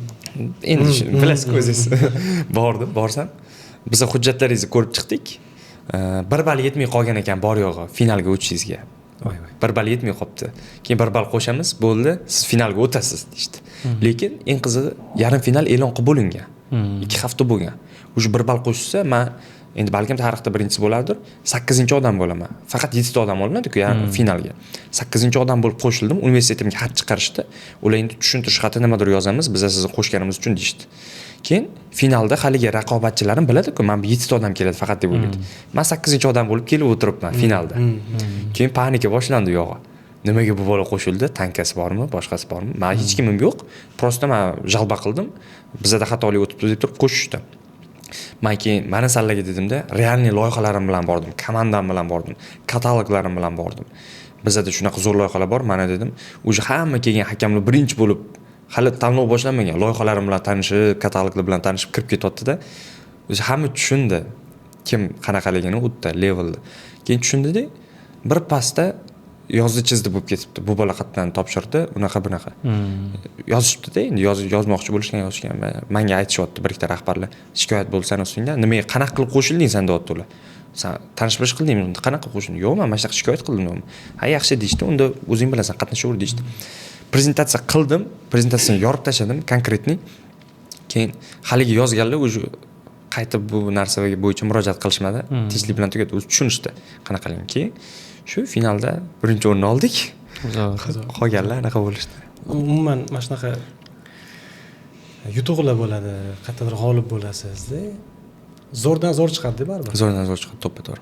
Masalan, sizdan ko'p yutuq olganlar bor yoki siz kimdirdan ko'proq yutuq olgansiz-da va hokazo. Bu mana shu narsalarga bog'liqmi? To есть yutuq olishga bog'liqmi? To есть hayotingiz, umuman innovatsiyalaringiz va hokazo ishlaringiz qanchalik darajada bog'liq mana shu narsaga? Zo'rdan zo'r chiqish, zo'r bo'lishingizga do'stmi? Endi to'g'risini aytganda, meni dadam shunaqa qilib tarbiyalaganlar. Menda bitta narsa bo'ladi. Maktabda urushib chiqsam yoki sinfdoshlar ichida tema bo'ladi-yu, ustozlar ichida tema bo'ladi. Masalan, bir haftadan keyin mana bunaqa ish bo'lar ekan yoki bir haftadan keyin qor yog'ar ekan degan temalar bo'ladi-yu, masalan. Men uyga chiqib endi ota-ona bilan gaplashishimiz kerak-ku, hamma. Men mana shunaqa bo'lar ekan desam, dadam aytardilar. Ortiqcha eshitib ham o'tirmaslardi. Короче, qo'y bo'lmagin o'g'lim, o'zining shaxsiy fikring bo'lsin. U odamlarning gapiga asos bormi derdilar. Keyin 1-2 marta aytganman, 3 marta, 4 marta aytganman, o'sha tushunganman. Kim nima desa ham qizig'i yo'q, isbotini o'zing hal qil, isbotla, keyin konkretni gapir. Ya'ni odamlarning fikri muhim emas degan narsa bo'lganda, menda tushuncha bo'lgan. Keyin yana bitta narsa, balkim qishloqda o'sganimiz uchun, ozmi ko'pmi mehnat qilganimiz uchun, mana shu narsada men yutmasam bo'lmaydi degan narsa bordir. Yo'qotadigan narsamiz yo'qligi va o'sha narsani yutmasak, o'sha yo'qolib ketamiz degan narsa. Chunki men ko'p tanlovlarda nima bo'lib ishtirok etganman, narsa yasayapman, qarzga kirib qolganman yoki o'sha yasayotgan narsamga pul kerak. Hech qayerda pul yo'q. O'sha paytda keyin bir xudodan bo'lib bitta tanlov e'lon qilinib qoladi. Deyman, mana shu tanlovni yutsam, men mana shu loyihamga pul sarflayman yoki mana shu odamga beraman degan narsa bo'ladi. Keyin o'sha tanlovda maksimalni harakat qilaman. Boshqalar interesi uchun, portfoliosi uchun qatnashsa, men noilojlikdan qatnashaman va shuning uchun yutaman. Mana shunaqa narsa bo'lgan. Endi balkim hozir qatnashsam yutmasligi mumkin. Yutuqlari ko'p odamlar bor-da, lekin masalan, bironta tayinli bitta loyihasi aytaylik yoki bo'lsa ham, chunki davlat unga ishonyapti, unga yutuq beryapti. Davay bosyapti-da, u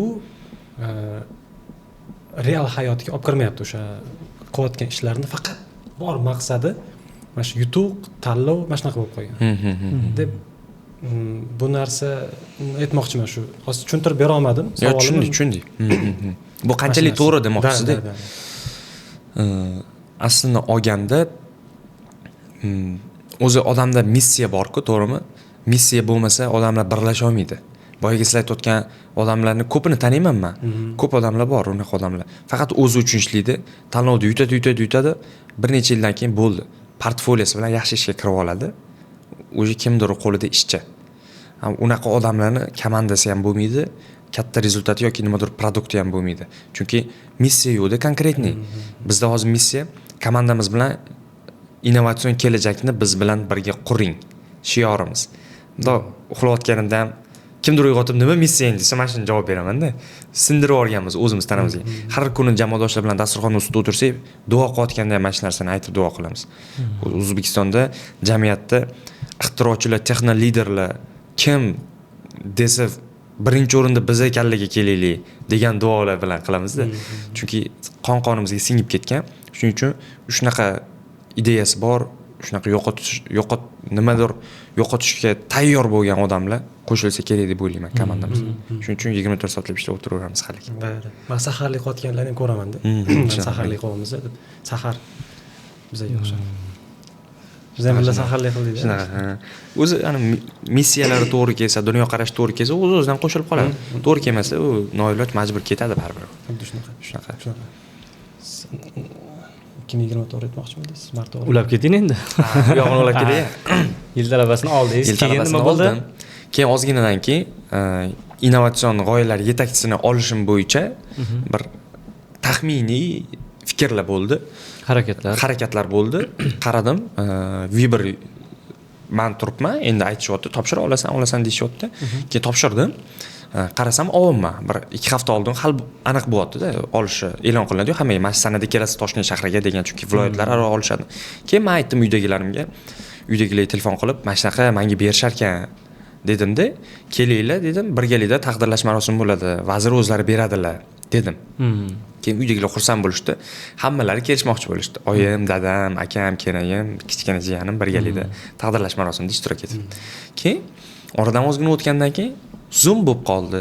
Zoom katta rahbarlar bilan uchrashuv. Menga telefon qilishdi, qatnashing, Zoomda taklif bering deydi. Keyin kirdim, taklif yosh olimlar bo'yicha gaplashyapti ekan. Dabdursan kirib qoldimda, kimda taklif bor dedim, menda bor dedim. Tars o'sha hozirgi aytganimchalik nagli bo'l og'riqlarni aytib tashladim ularga. Mana shunaqa muammolar bor, men shaxsan o'zimda bo'lgan dedi. Keyin Zoom 5 soat Zoom bo'lgan. 5 soat Zoomdan keyin tugadida. Bu o'rin Fazatbekni yozib olinglar takliflarini dedi. Keyin takliflarimni yozib olishdi.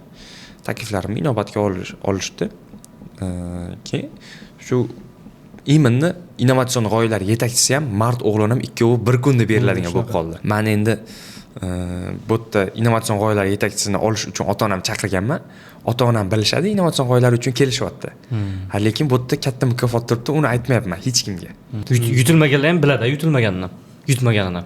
Ili hammani yig'averadimi? Yo, yutilmaganlar biladi. Biladi, yutilmaganlar. Bir 3 kunlarda biladi. 3 kun 2 kun qolganda biladi. Ungacha bilmaydi. Hech kim bilmaydi. Siz ustozingiz ham даже bilmaydi. Chunki har soniyada hamma narsa ketishi mumkin. O'sha narsani tahlil qilayotgan odamlar ham bilmaydi-da. Qiyin tema, juda og'ir tema. Chunki realniy konkurensiya katta. Keyin uydagilarimni chaqirdim. Hali prezidentimizga taklif berish jarayonida men 2 ta taklif berdim-ku. Birinchisi ixtirochilarni bojxona bojidan va jarimadan ozod qilish. Ya'ni mana bunaqa mavzu bor edi. Men chet eldan quyosh paneli olib kelganman-da. Kichkina kusoklar. U ixtiro uchun qo'yib bo'lmaydi, biznes qilib bo'lmaydi. Uni yasash kerak. Boshqa variant yo'q. Keyin bojxonada menga aytishdi, 1 kvartal davomida $1000 dan ortiq bo'lgan tovarni jismoniy shaxs olib kirishi mumkin emas. Olib kirsa, birinchidan rastamoshka bo'ladi, ikkinchidan jarima bo'ladi. Bilmasdan olib kirib qo'ysangiz ham qiziq yo'q. Endi men uni olib kirib qo'yganman, talabaman, borib turib tushuntiraman. Mana shu ixtiroimga desam, qonuniy aniq qilish kerak deyapti. Bo'ldi dedik. Jarimani ham to'ladik, bojxona bojini ham to'ladik. $1500, $1450 tovarga. Keyin men o'yladim, hamma ixtirochilar jismoniy shaxs-ku. Hech qaysi ixtirochi, masalan, yangi kirib kelayotgan odam firma ochib turib olib kirmaydi-ku mahsulotlarni. Keyin mashta muammo bor ekanda demaydi deb o'yladim-da, keyin o'sha taklif berdim birinchisi. Ikkinchisi boya aytib o'tganimiz startap mahsulotlarni, innovatsion mahsulotlarni birinchi bo'lib o'zimizni ichki bozorimizda, innovatsion tumanlarimizda joriy qilish va bu orqali tadbirkorga, o'sha startaperga imtiyoz bo'ladi va u pul ishlab topib turib loyihasini yanada rivojlantiradi. Qolaversa, haligi tumanlar o'zi driver tuman bo'lib turib boshqa tumanlarga o'rnak bo'ladi degan taklif berdim. Agar u tuman rivojlansa, demak u testoviy tuman bo'ladi va boshqa tumanlarga joriy qilsa bo'ladi. O'zi innovatsion tumanlarning ham maqsadi shu degan taklif berdim. O'sha ikkita taklifimni prezidentimizga gapirdim 30-iyun kuni. Va o'sha jarayonda ota-onamni ham chaqirishgan, ota-onamni ham bir 2 kun oldin chaqirishgan respublika. Keyin medal olishimdan 1 kun oldin soat 7 kechki payt bitta butun O'zbekiston taniydi u rahbarni, juda kuchli rahbar. Prezidentimiz har doim yonlarida yuradilar. Aytibdilar, endi men o'sha kuni chotki kostyum shimlar, yangi kostyum shim kiyib kelganman. Yangi kostyum shim kiyib kelganman-da, chunki shunaqa talab bor edi. Chiroyli kiyinish kerak endi albatta, odam tarixdagi bir. Albatta. Chiroyli kiyinib kelganman, haligi odam nima ko'ryapti meni. yig'lab gapiryapti, ko'ziga yosh kelib, qarang o'g'lingiz turishini, shunday anaqa turibdi, mana здоровый turibdi, как rahbarlar deb ochilib turibdi. Tем более aqlli, bilimli, rahmat sizlarga deb turib ota-onamga aytayotdi. Keyin haligi orada aytayotdi. Aytdingmi ota-onangga deyapti. Keyin yo'q aytmadim deyapman. Yo'q aytmadim sizlarga deyapti. Yo'q, o'g'lingiz ertaga prezidentdan medal oladi dedi. Dadam bilan oyimga keyin yo'q edi, o'sha yerda ular ham yig'lab olishdi, keyin quchoqlashib nimadirlar, keyin ertasi kuni birgalikda ishtirok etdik. Keyin dadam bilan oyim endi viloyatdan kelishgan. Men aytganman, dadam o'qituvchilar gapira oladilar, instruktor o'qituvchilar. Mudofaa ko'maklashuvchi vatanparvar tashkilotda. Keyin gapira oladilar, narsa qiladilar desam, ularga ham endi bir ikkita rahbarlar tayyorlab nimadirlar yozib berishgan. Mana shunga o'xshagan narsa gapirasiz debdi. Keyin haligi rahbar aytgan, yo'q, o'zingiz ichingizdan minnatdorchilik nima bo'lsa o'shani gapirasiz deyishgan. Keyin xursand bo'lganlar o'zlarining ichidagi gapirdilar prezidentimizga. Medal berish jarayonida onam ishtirok etdilar va qanaqa bo'ldiki, medal berish jarayonida mana onam yo'q edilar, ichkarida uchrashuvda bor edilar. Uchrashuvda gapiradiganlar prezidentimizga o'zlarining fikrlarini bildiradi. Dadam ham, oyim ham. Men o'rtada o'tiraman, oyim bu tomonimda o'tiradilar, dadam bu tomonimda va ikkovimiz birinchi qatordamiz, orqada vazirlar, boshqa rahbarlar o'tiradi. Keyin medal berish jarayoniga birinchi medal beriladi, keyin keyingi tadbirga o'tamiz. Haligi rahbarga aytdilar-da, oyim, men ham ishtirok etay medal berish jarayonida dedilar. Keyin bo'ldi dedilar. Haligi joyi yo'q bo'lmasam, bilasizku, protokolni anaqa. Keyin ustki kichkina xona zal. Faqat vazirlar bor o'tda, bir 20 tacha. Har xil sohada vazirlar. Haligini shuna bordilar-da, o'zlarining joyiga o'tkazib qo'ydilar. Men tadbirda tikka turaman, siz o'tiring deb. Keyin o'tkazganlar o'ng tomonda palonchi vazir, chap tomonda palonchi vazir, oldilarida palonchi vazir, ana qilib o'tirib xursand bo'ldilar. Keyin medal berish jarayonida ham ishtirok etdilar, ichkarida minnatdorchilik ham bildirdilar va o'sha paytda prezidentimiz aytdilarki, shunday anaqa farzand ulg'aytirganinglarga, tarbiyalaganinglarga katta rahmat deb, endi juda ko'p maqtab gapirdilar o'sha joyda. Anaqa chiqdi, ro'yxat chiqdi-da, o'qidim Asadbek. Qarormi? Ana ichimdan xursand bo'ldim Asadbek uchun, nimagaki? Chunki 1 yil oldinmikan olov chiqmagandi sizga. Undan oldingi yil topshirmaganmisiz? Undan oldingi yil topshirmaganman. O'sha ololmagan yilingizni men ko'rishganman siz bilan. O'shanda sezganman-da ichingizdan nimadir o'tayotganini. O'shanda xursand bo'ldim lekin, haqiqatan. Yaqin odamingiz baribir bunaqa mukofot bilan taqdirlansa, xursand bo'lasiz. Hissiyot qanaqa bo'ldi? Hissiyot endi haligi jarayonda aytib beraman. Mart o'g'lonni ovotganimda meni chaqirishdi. Shu bir necha loyihalarni amalga joriy qilgan yosh olim bunaqa deb tantanali ravishda chaqirishadi. Shunaqa chaqiradi. Shunaqa chaqiradi. Tanishtirib, undan tashqari prezident, davlat rahbari o'zlari biladilar, har bitta odam ovotganini tanishib chiqadilar kimligini. Keyin xotiralari juda kuchli, men qoyil qolaman o'sha tizimda ishlayotganlarni. Unda masalan 50 ta 60 ta bola oladi, har xil sohada turli mukofotlar oladi. O'sha jarayonda birga o'tirsangiz, hamma zo'rlar bilan o'tirasiz-ku endi. Sportchilar ham bor, boshqasi ham bor, hamma sohadan bor-da. Unda turib palonchi deydi-da, faoliyatingizni hammasini biladi, aytib beradi. Nima bo'lyapti ishlar? Men bu loyihaga o'xshyaptimi? Yaxshi ketyaptimi? Uychidagilar tinchmi? Nima bo'lyapti? Hamma donlarni biladi. Xotirasi shu darajada kuchli, havas qilasiz. O'sha prezidentimizga chaqirishganda men chiqqanman. Shuni qo'lim ushlaganlarda, men har doim ilm deyman, ilm fan bilan shug'ullanayotganlarni qo'llab-quvvatlayman. Nima qilib bo'lsa ham. Men o'sha siz bilan faxrlanaman. Laboratoriyada nima kamchilik deganlar.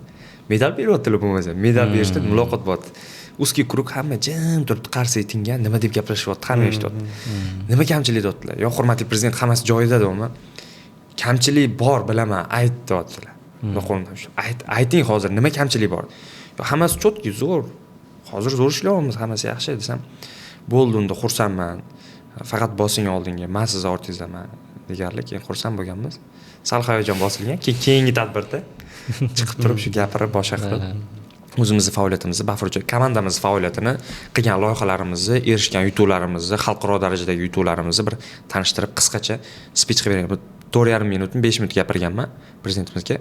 O'shaning ichida o'zim tanishtirganman, komandamiz faoliyatini va ikkita taklifimni berganman va undan keyin dadam gapirganlar. Shu bilan ko'rgan bizga bo'lganlar yopilgan. Boshida aytdilar-ku, Turinga kirganimdan faxrlanaman. Umuman o'zi boshqa universitetga masalan kirgan talabalar ham menimcha afsuslanmasa kerak. Masalan, irrigatsiyani bitirayotganlarning ko'pchiligini aytganman. Iminni irrigatsiyaga kirganimdan xursandman. Biz ham xursandmiz, to'g'rimi? xursand. Albatta, men afsuslanmayman irrigatsiya kirganimga. Albatta. Конечно. Hop, Asadbekni aytaylik eng katta maqsadi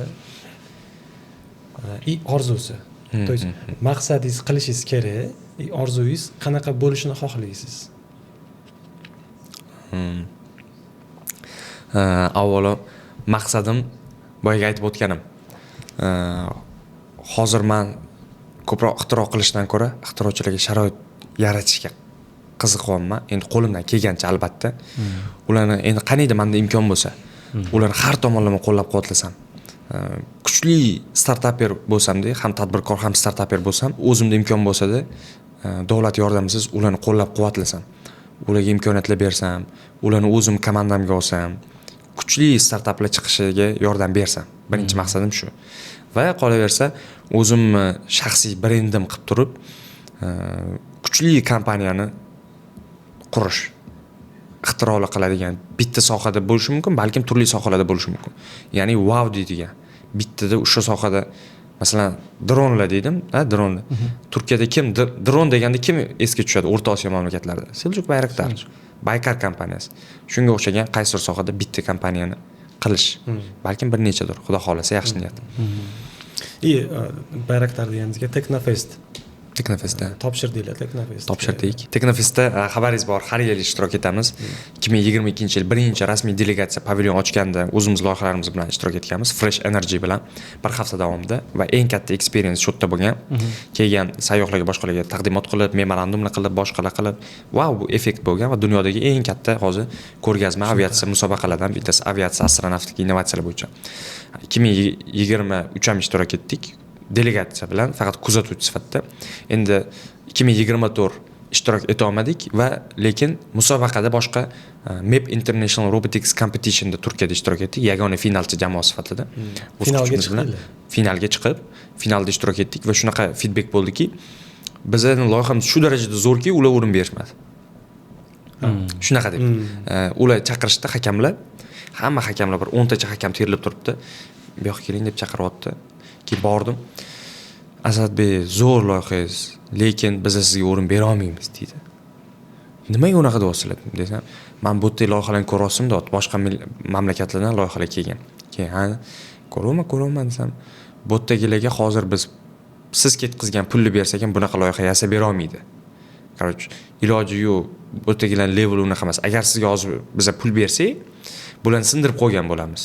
Endi balkim o'zining siyosatidir. Menga shunaqa deb tushuntirdi. Keyin yo'q dedim, men shuncha paytdan beri keldim. Bilasizlarmi, qanaqa risklar qildim men? Iloji yo'q, berasizlar, bo'lmasam shikoyat qilaman dedim men. Naqli turib oldim, yo'q deb. Endi shuncha qiynalib kelyapmiz-ku. Hech bo'lmasa birinchi o'rinni beringlar, pastga tushirib hech bo'lmasa, o'zimga motivatsiya bo'lsin, birni beringlar, boshqasi kerak emas dedim. Keyin bo'pti deyishdi. Ko'ramiz, yana hakamlar maslahatlashamiz deyishdi. Xo'p deyishdi. Keyin e'lon qilishyapti, yo'q menda men. Mana senga dedim, shu narsalarimni yig'ishtirdim, borib mehmonxonaga joylashdim. Shunaqa charchaganman. Mehmonxonaga joylashdim, bitta uxladim. Keyin sizga nominatsiya beramiz, nominatsiya deyishdi. Nominatsiya ham kerak emas dedim. Ketib bordim. Qarasam, ijtimoiy tarmoqda Saha Expo degan Turkiyaning eng zo'r qurol-yarog' eksposi, harbiy sohadagi ekspo bo'lar ekan 2 kundan keyin. O'shanda ishtirok etaman dedimda, Teknofestdan zo'r ekan o'shaning ko'rgazmasi. Keyin hamma vazirlar, rahbarlar o'shda sotib oladi. Realniy business to business, B2B sektorda ishlaydigan ekanda. Keyin o'sha ekspoda qatnashdim va yangi bilet sotib olib O'zbekistonga qaytib keldim. Teknofest qatnashdi, topshirdi hujjat, nasib qilsin qatnashish Teknofestga. Xudo xolasa. O'sha yerda ko'rishish nasib qilsin. Birga boraylik. Birgalikda. O'zbekiston nomidan birgalashib himoya qilgan. Ko'rsataylik. Siz international anaqada UAV da ishtirok etgansiz. Yo'q. Biz ta'lim texnologiyalari. Yo'q. Ta'lim qishloq xo'jaligi texnologiyalari. Dron UAV, ani qiruvchi dronlar degan kategoriya bor. Bizdagi qirmaydi. Bizda qiradi. Zarar kunlarni qiradi. Zarar kunlarni qiradi. Hasharotlarni qiradi. Yo'q, bizniki anaqa A4 kategoriya. Ani yuksaklikka intilishmi shunaqa degan turk tilida, ani uzoq masofaga uchadigan raketa. U raketani ham bunda ko'ringani bilan, bunda o'yinchoqga o'xshab ketgani bilan ichida u yaxshi hisob kitoblar. Bir-biriga raqobatchi bo'lmaydi. Mana ikkita yo'nalishda, misol uchun biz boshqa yo'nalishda topshirganmiz, bular boshqa yo'nalishda. Bir-biriga umuman bo'lmaydi. Raqobatchi bo'lmaydi. O'yinchoqqa o'xshab emas, bizaniki 3 metrli raketa. Yo'q, men kattasini emas, kichkinasini aytaman. Kichkinasini aytasan. Kattasi konkretно. Kattasi biza Turkiyaga olib boradiganimiz, xudo xohlasa finalga chiqsak, 3 metrga yaqin bo'ladi va og'irligi 26 kilogramm bo'ladi raketani o'zi. Bu muammo bo'lmaydimi keyin? Olib borishmi? Teknofest rahbariyati kuchli endi tashkilot, Seljuk Bayraktar nomidan xatlar boshqalar bo'ladi. Endi muammo bo'lmaydi degan bittamiz. Raketa bo'linadi, raketa. Bo'linadi. 3 ga bo'lib, 4 ga bo'lib, 5 ga bo'lib cho'nchak hisob olishadi. Bo'lib shu chimadanlarga solib olib borish niyat bor. Zo'r. Qachon bo'ladi endi? U Sentyabrda biz xudo xohlasa yaxshi o'tsa, shu 5-6 oy bor. Yaxshi niyat xohlasa. O'tsa. Teknofest menga zo'r anaqasi tomoni yoqdi. Ko'p tomoni yoqqan, asosiylardan bittasi sizni loyihangizni hakamlari o'sha soha vakillari to'ppa-to'g'ri. Masalan, qaysidir universitetdan o'qituvchini olib kelmagan yoki bo'lim boshlig'ini, qaysidir ilmiy tadqiqot masalan institutlardan odam olib kelib qo'ymaganda o'sha sohada yurgan o'sha ichida bo'lgan spetsialist olib keladi, o'tkazadi. Endi bitta narsada ularni ham bizni rahbariyatda ham to'g'ri tushunish kerak, sababi ularda o'sha ekosistema tizim rivojlangan. Xususiy korxonalar va bu sohadagi tadbirkorlar ishlab chiqarishlar yetarli. Shuning uchun bizda bu sohada ishlab chiqarish yetarli bo'lmagandan keyin nima qilinsin? Boshqa variant ham yo'q-da.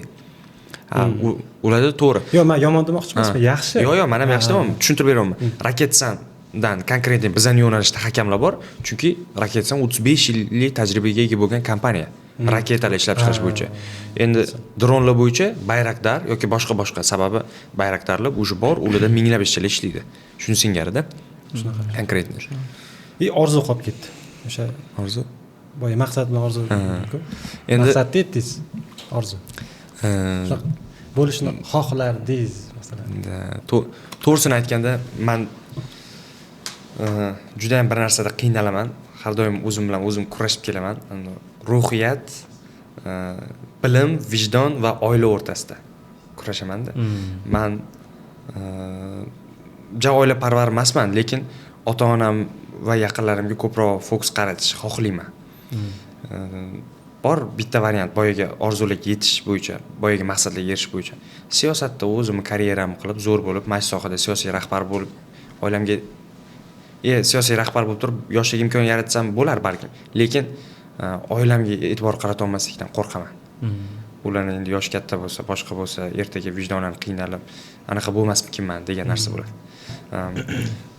Shuni singari mening maqsadim va orzuyim deylik, orzuyim shu biznesimni zo'r qurib, balkim kelajakda biznesimni zo'r qurib, o'zimni moliyaviy ehtiyojimni, yaqinlarim moliyaviy ehtiyojini to'liq qondira oladigan levelga kelib turib, siyosiy jabhada ham o'zimni zo'r karyeramni qilish va oila a'zolarimni to'liq roziligini olish. Mana shu mening orzuyim. Zo'r. No, hayotda endi borgan sari tushunib boraverar ekansiz, yoshingiz katta bo'lgan sari. Hayotning mazmuni asosan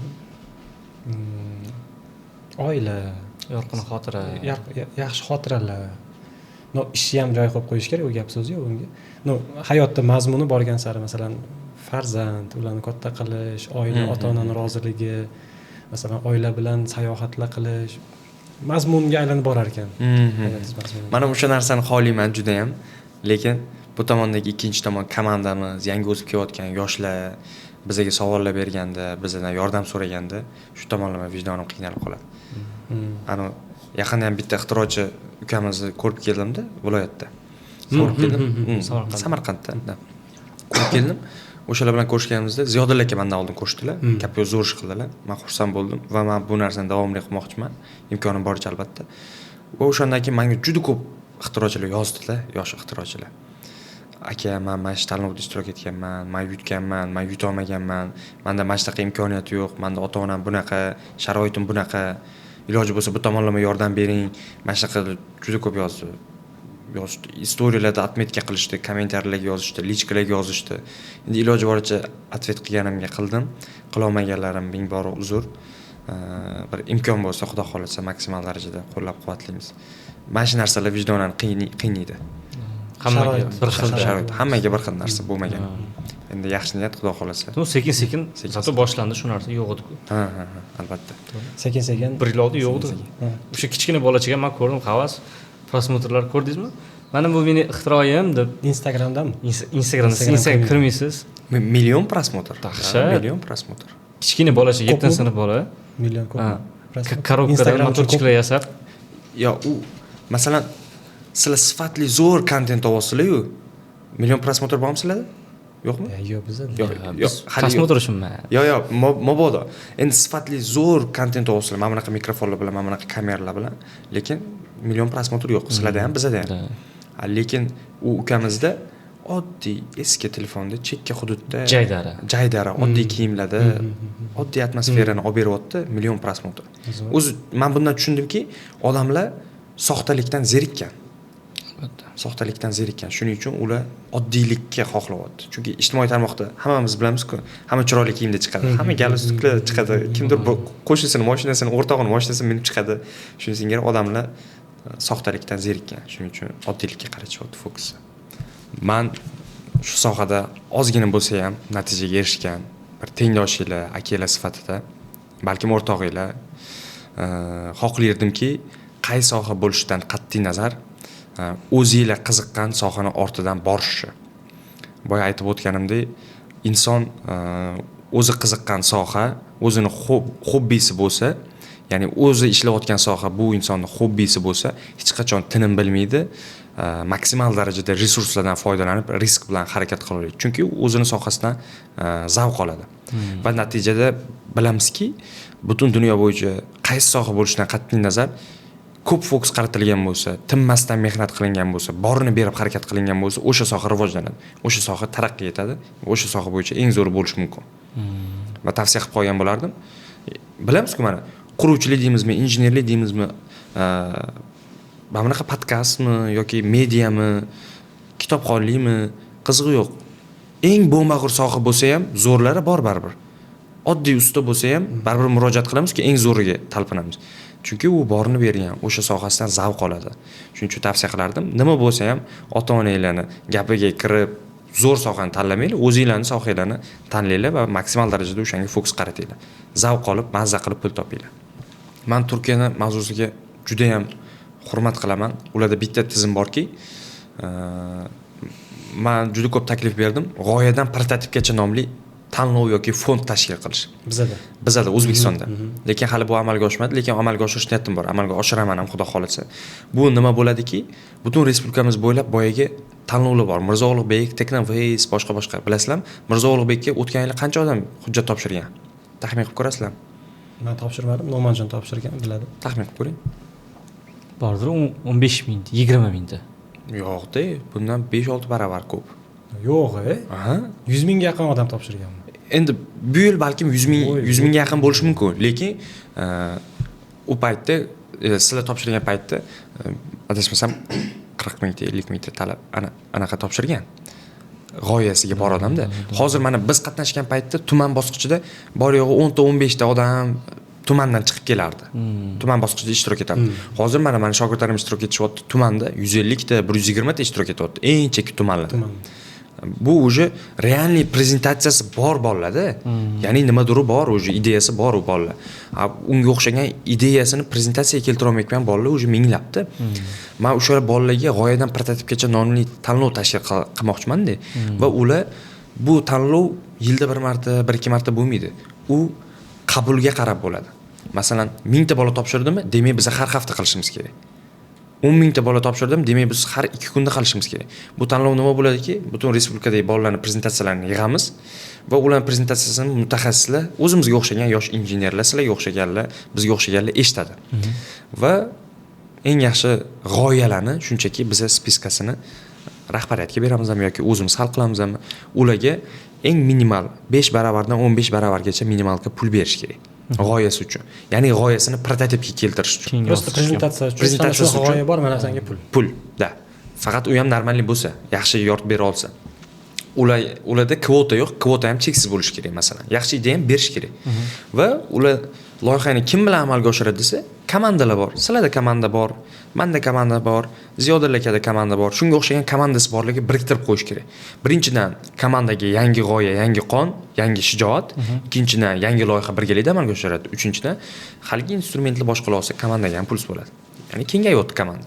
Haligilik qo'shganimizdagi g'oyasini amalga oshiradi, keyin g'oyasini yaxshi va tez fursatda amalga oshira olganlarga keyingi tanlovga imtiyoz berish kerak ishtirok etishda. Teknovestda masalan. Va Teknovestda ishtirok etdim, yutdimmi? Keyin bo'lajak olim tanlovida ishtirok etishga yo'llanma berish kerak. Bo'lajak olimda ishtirok etdi, yutdimmi startap уже u yog'iga ketaveradi dalish. Turkiyada ham shunaqada. Mana birinchi Teknofest mana e'lon qilindi, hujjat topshirdingiz, boshqa qildingiz. Teknofestda pul beradi, bilasizmi? Yutsami? Yo'q. G'oyangiz o'ziga pul beradi. Ha. Yo'q, lekin biza g'oyaga masalan pul so'ray, qancha pul so'raysan degan joyga pul yozmadi. Pul yozmaydilar, to'g'rimi? Lekin turkiyaliklar yozadi. Ha, u yozadi. Pul yozadi va g'oyasiga pul oladi. G'oyasini hakamlar eshitib turib pul beryapti va qanchadir muddat ichida ular g'oyasini realizatsiya qilyapti. Keyingi etapda taqdimot qilyapti. Keyingi etapda taqdimot qilgandan keyin yaxshi taqdimot qila olsa, yaxshi bo'lsa g'oyasi уже finalga chiqyapti. Finalda yutsa, yana pul beryapti. Finalda yutgandan keyin o'sha Teknofestdan keyin bir necha 6 oy, 8 oydan keyin Take-off yana shunga o'xshagan startap tanlov tashkil qilyapti. Va bu startapda $300,000, $250,000 startaplarga pul beryapti. No, qiynalib Amerika ixtiro qilgandan ko'ra tayyor tinchgina tizimni olib, shuni joriy qilish kerak. Bundoq qiladi yani. Bo'lmadi, tizim tayyor, shuni qilish kerak, natija beradi. Endi shuni singari narsa bo'lsa, birinchi g'oyasini realizatsiya qilsin, realizatsiya qila oldim, demak bu bolada nimadir bor. Realizatsiya qilgandan keyin tanlovda ishtirok etsin, tanlovda ishtirok etib yuta oldimi, demak yanada nimadir bor. Undan keyin уже startapga topshirsin, startap olsin va o'zining startap korxonasini tashkil qilsin. Shuni singari. Ya'ni hammasi bosqichma-bosqich bo'lish kerak, tizimli bo'lish kerak. Da. No, ko'pchilik men bilasizmi, o'zi mana g'oyasi bordi, lekin nima qilishni bilmaydiganlar ko'p. Masalan, nimadan boshlashi, qaysi saytgacha bilmaydi-da. Qaysi saytda e'lonlar ko'radi, tagida silkasi turadi. So'raydiganlar borda, shuni ham qayerdan topshiradi. O'qigan, lekin bunda izlanib, bunda xuddi hech bo'lmasa o'sha tanlov nomini Google ga kirib yozib ko'rmaydiganlar borda. Aytmoqchi bo'lganim, startap o'zi, masalan, ko'pchilik bilmaydi haligacha, startap o'zi nima, uni maqsadi nima, shu to'g'risida ham ozgina o'zingiz fikrlaringizni berib o'tsangiz foydali bo'ladi menimcha. Albatta. Men buni yechib olsam bo'ladimi? Issiqlab ketdim. Menimcha motivatsiyam oshib ketyapti. Hop, o'zi O'zbekistonda har xil tanlovlar bor va bu tanlovlarni har xil maqsadi va har xil talablari bor. Masalan, boyaga aytayotganimiz ixtirochilik, retsenzatorlik, Teknovest, boshqa tanlovlar bu rag'batlantirish tanlovlari. Uni pulni olgandan keyin xohlasak narsa sotib olamiz, xohlasak mashina sotib olamiz, qizig'i yo'q. Uni pulni so'ralmaydi. Endi boyaga bo'lajak olim, boshqa deganlarimiz o'zi u konkretni g'oyasini yoki mahsulotini realizatsiya qilish uchun unga tikilgan pulni joy-joyiga ishlatish kerak. Joy-joyiga ishlatilmasa pulni qaytaradi yoki qora jentra olish kerak emas. Qora jentra olish kerak emas. Ko'pchilik qora jentra oladigan paytlari ham bo'lgan, keyin pulni qaytaradi. Juda ko'p bo'lgan lekin. Bu juda ko'p bo'ladi. Lekin bo'lgan emas, har yil bo'ladi. Har yil yangi tanlovda yangi shunaqa bo'ladi. Qora jentra oladi, qarzini to'laydi, balkim uy oladi, men bilaman, pulni qaytartirishadi. Chunki konkretni bu maqsadli pul. Javob berish kerak maqsadli pulga. Endi bu tanlovlarda qanaqa ishtirok etish kerak deyilsa, men o'zimning eksperiensimdan kelib chiqib aytaman. Men har doim eng kerakli ma'lumot bu yoshlarimiz uchun o'sha sohadagi O'zbekistonda eng kuchli ko'zga ko'ringan odamga taqdimot qilaman birinchi loyiham. Olib borasiz. Olib boraman. G'oyamni olib boraman. Masalan, tasavvur qiling, nima desak bo'ladi? Qurilish sohasida loyiha qilyapman. Qurilish sohasida eng ko'zga ko'ringanlar kim masalan? Murod Nazarov, Murod Building yoki shunga o'xshagan yana bir ikkita tadbirkorlarimiz bor. Mediada mashhur bo'lgan, o'z o'rniga ega bo'lgan. Va men ularga ijtimoiy tarmoqlar orqali yozaman. Bir iloj qilib, tanish-bilish qilib, nomerini ham topardirman, boshqa qilardirman, yozaman-da. Assalomu alaykum, men ismim Palonchi Pistonchi, o'zimni qisqa tanishtiraman va menda mana shunaqa g'oya bor. Iltimos, qachondir vaqtingiz bo'lsa, men uni bezovta qilaveraman, oxiri bu bola hech tinmas ekanda, bo'pti deydi, qachondir chaqirib qoladi. Keyin men boraman-da, taqdimot qilib beraman. Mana shunaqa loyiha deyman. Keyin ko'p hollarda mana shu taqdimot paytim ulardan o'zida interes bo'ladi. Davay mana shu loyihanga men pul tikib deyoradi. Yoki nima yordam kerak mana shu loyihanga deydi. O'shanga olib borasiz. O'sha darajaga olib boraman-da. O'sha darajaga olib boraman. ular ko'rib ham xursand bo'ladida. Ko'pchiliklar aytishadi, masalaga o'xshagan bolalarni qidirib yuruvdim. Va bor ekanda O'zbekistonda. Bizda ham bor ekanda. Nimaga yusli shuncha paytdan beri qidirib yuribman-ku. Ko'pchiliklar ish taklif qilishadi o'sha momentda o'zida. Lekin u ishlarni biz hech qachon anaqa qilmaymiz, chunki rivojlanishimiz kerak. Keyin o'shandan keyin men yana bitta shustrlik qilaman-da shu paytda. Men u odam nomidan o'sha recommendation letter yozib borgan bo'laman o'sha momentda. Taqdimot qilib bo'lgandan keyin ikkita agar nima yordam desa, sizdan ikkita variant bor deyman. Birinchisi, mana shu loyihaning realizatsiyasiga o'z pul tiking, birgalikda ishlaymiz. Ikkinchisi, agar hech narsa qilib bera olmagan taqdiringizda mana shu recommendation letterga o'zingiz nomingizdan qo'l qo'yib bering deyman. Keyin bunday o'qib chiqadi, voy malades, shustrlik bola ekansan deydi. Qo'lni qo'yib beradi. Keyin men tanlovga borganimda, mana shu kuchli odam, bilasizlar, hammangiz yaxshi bilasizlar. Shu odamga loyihani taqdimot qilib feedback olganman. Mana deyman, o'sha o'z-o'zidan yutib turibman deb bu yoqda. Oldin shunaqa edi. Endi men anchadan beri qatnashmayapman. Men bir marta ishtirok etgan tanlovimga qaytib ishtirok etmayman. Bitta qilganim qaytib qo'ymayman. Bir marta ishtirok etgan tanlovimda qayta ishtirok etmayman, sababi yoshlik imkon yaratilsin degan ma'noda. Shogirdlarimda ham shunaqa, bir marta ishtirok etsa, men o'zim chopib boraman, atayin ularni. Agar men o'sha tanlovda jurib qolsam, o'zim chopib boraman. Bir marta ishtirok etdingmi, yo'q qaytib ishtirok etma deyman, boshqalarga imkon berdim. Boshqa tanlovda harakat qil deyman. Menga ham shunaqa deb o'rgatishgan, yaxshi o'rgatishgan ekan. To'g'risi, boshqa yoshlar tiqilib yotibdi-yu. Shunaqa qilaman. Menda ko'p hollarda mana body tester misolda oladigan bo'lsak, bitta xususiy klinikaga borganman, mana shunaqa g'oya bor deganman. Ular zo'r deyishgan, prezentatsiyamni eshitishgan va o'sha xususiy klinikaning rahbari nech pul kerak degan. Shuncha deganman. Bo'ldi degan, mashinamdan yur olib beraman degan. Naqd ko'rinishda. Birinchi marta ko'rishyapmiz u odam bilan. Yonida glавный buxgalteri, boshqaruv direktorlari bordi. Haligilar shokda. Voy, nima qilyapsiz? Shartnoma qilaylik dedi. Yo'q, men hozir Rossiyaga uchib ketishim kerak. Bu bola keyin men qidirib yuradimi? Naqd olib beraman dedi. Siz ketavering Rossiyaga, bo'ldi, biz shartnoma qilib 2 kunda pulini tushirib beramiz dedi. Aniqmi dedi? Aniq dedi. U odam Rossiyaga ketyapti. 2 kunda men bilan shartnoma qilib, mana qonuniylashtirib, keyin $4000 ga yaqin pulni berishyapti menga. Va men ularga taklif berganman. Innovatsion klinika sizniki. Bizdan loyihani sotib olsangiz, birinchidan eksklyuziv tarzda sizda bo'ladi. Ikkinchidan, bu loyihani bitganda shuncha pulga sotamiz, lekin sizga men buncha arzonroq qilib beraman va PR-ning ishlarini ham birgalikda qilsak bo'ladi deganman. Bo'ldi degan, sразу pulni bergan va o'shani pul hisobiga, tanlovlar yutgan hisobiga body tester razrabotka bo'lgan va birinchi mahsulotni ularga qo'yganmiz, o'sha aytganimizdek qilib. Shunaqa bo'lgan. No, umuman startap degan so'zni jaydari tilda aytadigan bo'lsak, startap bu hali bozorda mavjud bo'lgan qaysi soha bo'lishidan qat'iy nazar yangi mahsulot. Bo'lmagan. Bozorda mavjud bo'lmagan. Ya'ni innovatsion o'zgartirish kiritilgan. Tasavvur qiling, qo'limda men bakalashka bor.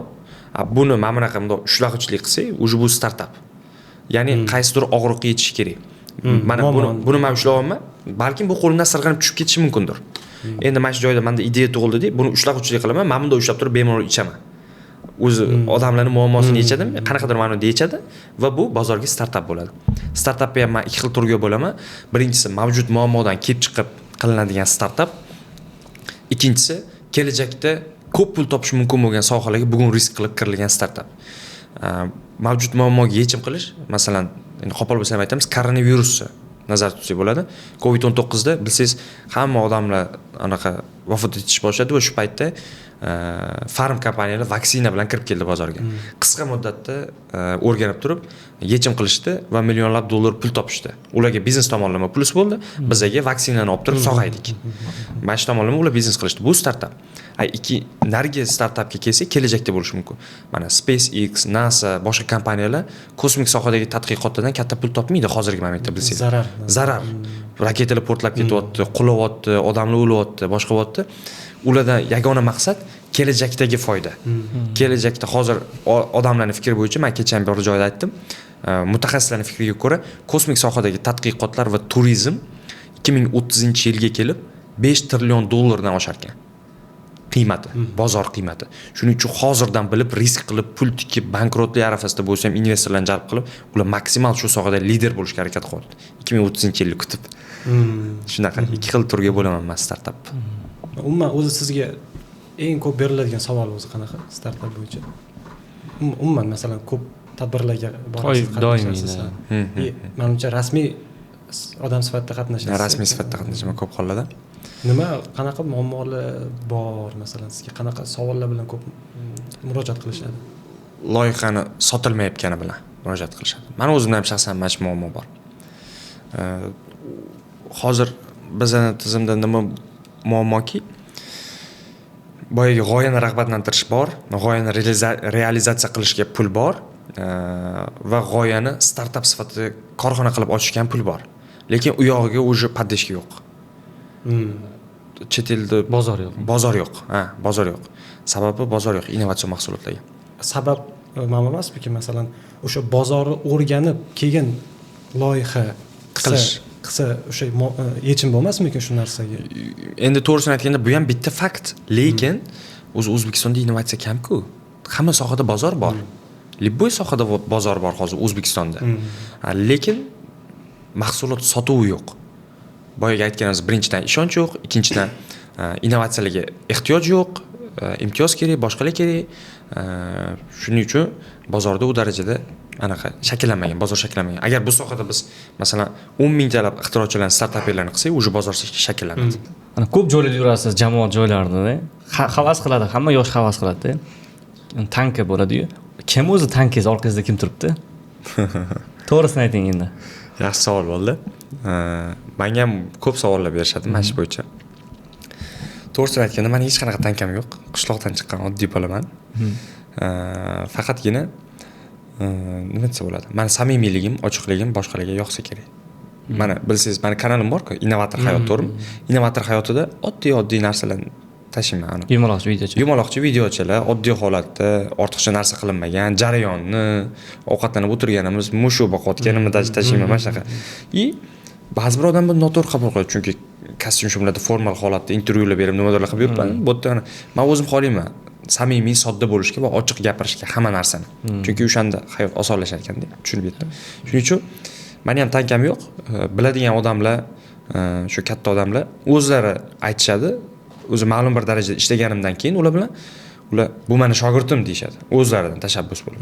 Qaysidir davralarda o'tirib qolsak, deyman keyin, u shogird bo'libman, deyman-da. Men bu insonga shogird bo'libman, deyman. Shu bilan salani qo'rqmasdan harakat qilsak bo'ladi. Mana shunaqa holatlar ko'p bo'ladi. Lekin hech qachon menga ko'pchilik yozadi. Masalan, vazirga yoki boshqa odamga qanaqa qilib shogird bo'lsak bo'ladi biza deb turib yozishadi. Qaranglar, u odamlar katta odam. Ularni sizlar shogird qilib gapirishib o'tirgan vaqti-yu, prosta sizlar jamiyatda o'z o'rninglar borligini ko'rsatib qo'yinglar, o'z-o'zidan shogird bo'lib olasizlar. U odamlar o'zi sizlarni shogirdim deb tan oladi kerak bo'lsa, deb aytaman. Shunaqa. Ustoz shogird tanlamaydi, shogird ustoz tanlaydi. Keyin menda bitta narsa bor. Ko'pchilik noto'g'ri o'ylaydi. Ba'zi bir ustozlar ham xafa bo'lishganda menda endi. Hayot yo'lida inson juda ko'p ustozi bor deyman, deyman. Masalan, hayot yo'lidagi ustoz, diniy tomonlama ustoz, dunyoviy tomonlama ustoz, ilm tomonlama ustoz, siyosiy tomonlama ustoz, поддержка tomonlama ustoz, pul tomonlama ustoz, hamma tomoni bor-da. Menda shunaqa odamlar ko'p. Ya'ni men bitta ustoz meniki chista demayman hech qachon. Hamma sohalardan ustoz qilib ketaveraman. Shunaqa. Pul tomonlama ustoz qanaqa bo'ladi? Pul tomonlama ustoz endi masalan, pul topishni o'rgatmaymi, pul berib turadi. Pul tomonlama ustoz deganda, men o'sha tadbirkorlar boshqalar bilan endi muloqotda bo'lganimda chist ustoz deb gapirmayman ularga. Ismini aytib boshqa qilib murojaat qilaman, lekin men o'zim tushunib yetaman. Demak, pul topish tomonlama, uni to'g'ri sarflash tomonlama o'rnak bo'la oladigan chist odam ekan. Mana shuni o'sha sohada ustoz qilib bilsam bo'lar ekan shu insonni deyman-da. Bu o'sha pul tomonlama ustoz degan. Innovator hayoti Telegram kanalingizni nomini o'zgartirish bo'yicha nima fikrlar yo'qmi sizda masalan? Innovator hayoti chiroyli. Masalan, shaxsiy brend texnologiyasi uchun masalan, ismingiz, familiyangiz Asadbek O'runov kanal. Endi kelib qoldi fikrda. O'zingiz brendingizni ko'tarish. Lekin juda to'g'ri savol berdinglar. Lekin men o'ylayman, o'zimning brendimga emas, meni soddaligimga odamlar ko'proq qiziqadi. Chunki juda ko'p feedbacklar bo'ldi-da, masalan, kanalimda bor a'zolar qaysi tadbirlarda ko'rishib qolsak, juda zo'r anaqa qilasizda, samimiy soddaligingiz yoqadi, anaqa kechasi bilan laboratoriyada ishlayotganlaringiz anaqa bo'ldi-da, bunday videoga olib, o'rtoqlar, men bugun Asadbek bilanman, bu bilasizlar, Innovator hayot degan kanali bor. Sizlar a'zo bo'linglar, motivatsiyali qolmasa shu kanaldan motivatsiya olasizlar deb turib video olganlar ham bo'ldi-da, tanishlar. Keyin tushunib yetdim, odamlarga soddalik samimiylik va motivatsiya yoqadi. Kanalni nomini описаниеda yozib qoldirib qo'yamiz. Innovator hayoti. Obuna bo'lib olinglar. Obuna bo'lib olinglar. Oddiy, Like bosing. oddiy sodda Telegram kanal. Men komanda haqida informatsiya berib ketmadim, buni ham reklama qilib ketdik. Xo'p, do'stlar, bizani Cosmos Innovation nomli komandamiz bor va bu komandada hozirda 20 dan ortiq iqtidorli talabalar faoliyat yuritadi har xil sohalarda va biz jamoamiz bilan turli sohalarda loyihalarni amalga oshiramiz va jamoaviy birlashib katta loyihalar qilamiz. Boya aytganimdek, raketa yoki body tester hamma birlashib o'zini resurslarini o'rtaga tashlab, resurs deganda bilim tomonlama resurs, pul tomonlama emas. Bilim tomonlama resurslarni tashlab birgalikda katta loyihalar qilamiz, startaplar va ikkinchisi har bir jamoadoshimizni o'zini shaxsiy brendini rivojlantirish uchun jamoaning ichida kichik jamoa yoki o'zini loyihasi bor.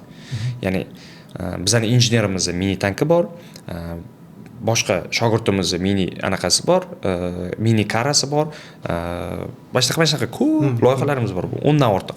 Hammasi har xil tanlovlarda ishtirok etib yutadi, o'zlari intervyular berishadi, boshqa qilishadi. Biz jamoaviy holda bir-birimizni ko'tarib rivojlantiramiz. Va bizni yagona birlashtirgan maqsad bu innovatsion kelajakni biz bilan birga quring. O'zbekistonda maqsadimiz bor. Qay soha bo'lishidan qat'iy nazar, shularning deyarli barchasida o'zimiz loyihalarimizni amaliyotga joriy qilish, eng kami startap korxona sifatida. Ya'ni oddiy 1-2 marta emas, o'sha konkretniy dron texnologiyalarimi, tibbiyotmi, aerokosmik injiniring hammasida o'zini o'rniga ega bo'lgan startaplarni, bozorda o'rniga ega bo'lgan startaplarni joriy qilish. Va ko'pchilik savol beradi, nima uchun Cosmos Innovation? Bu yerda na ma'no, na mazmun bor degan. O'zbekistonda kosmos rivojlanmagan-ku degan savol berishadi. Kosmos deganda hamma kosmos sohadagi tadqiqotlarni tushunadi. Biz mana bir necha oy oldin shu kosmik sohadagi 1-2 tadqiqotlarimizni boshladik, raketa boshqa. Lekin Cosmos Innovationning ma'nosi bu maqsadlarimiz chegarasiz, hech qachon to'xtab qolmaymiz va O'zbekistonda boya aytib o'tganimdek, qay soha bo'lishidan qat'iy nazar hammasida o'zimiz loyihalarimizni qilamiz. Ya'ni kosmos chegarasi yo'q kabi bizni faoliyatimizni ham, loyihalarimizni ham, jamoamizning maqsadini ham chegarasi yo'q. Har doim olg'a intilamiz degan ma'noda Cosmos Innovation nomi tanlangan. Universitetdan hayotga tayyorlashdagi bir trampolin, ko'prik. Xuddi shunaqa. Jamoalar. Xuddi shunaqa. Asadbek, katta rahmat sizga. Suhbat uchun rahmat. Albatta. Zo'r bo'ldi. Ko'p narsa o'rgandik. Men sizlarga so'zim oxirida rahmat demoqchiman. Nimaga? Men bunaqa podkast qilish juda ham xohlamayman, harakat qilaman, lekin afsuski vaqt yetishmasligi va bunaqa narsalarni tushunmasligim tufayli qila olmayman, lekin sizlar ham ixtirochilikni ham bunaqa ishdan qolasizlar. Juda zo'r. Nima uchun? Boya aytib o'tganimdek, bozor rivojlantirish uchun mana shunaqa muhandislik sohasini, injineriya sohasini jozibadorligini ko'rsatib berishimiz kerak. O'shanda hamma kiradi va boya aytib o'tgandek, bozor rivojlanadi va biz mahsulotlarimizni sota olamiz. Konkurensiya deb o'ylaydi, yo'q, unaqa konkurensiya emas, bozor rivojlanadi. Biz muhandislik sohasini jozibadorligini ko'rsatib bersak, hamma shu sohaga intiladi. Rahmat samimiy suhbat uchun. Salomat.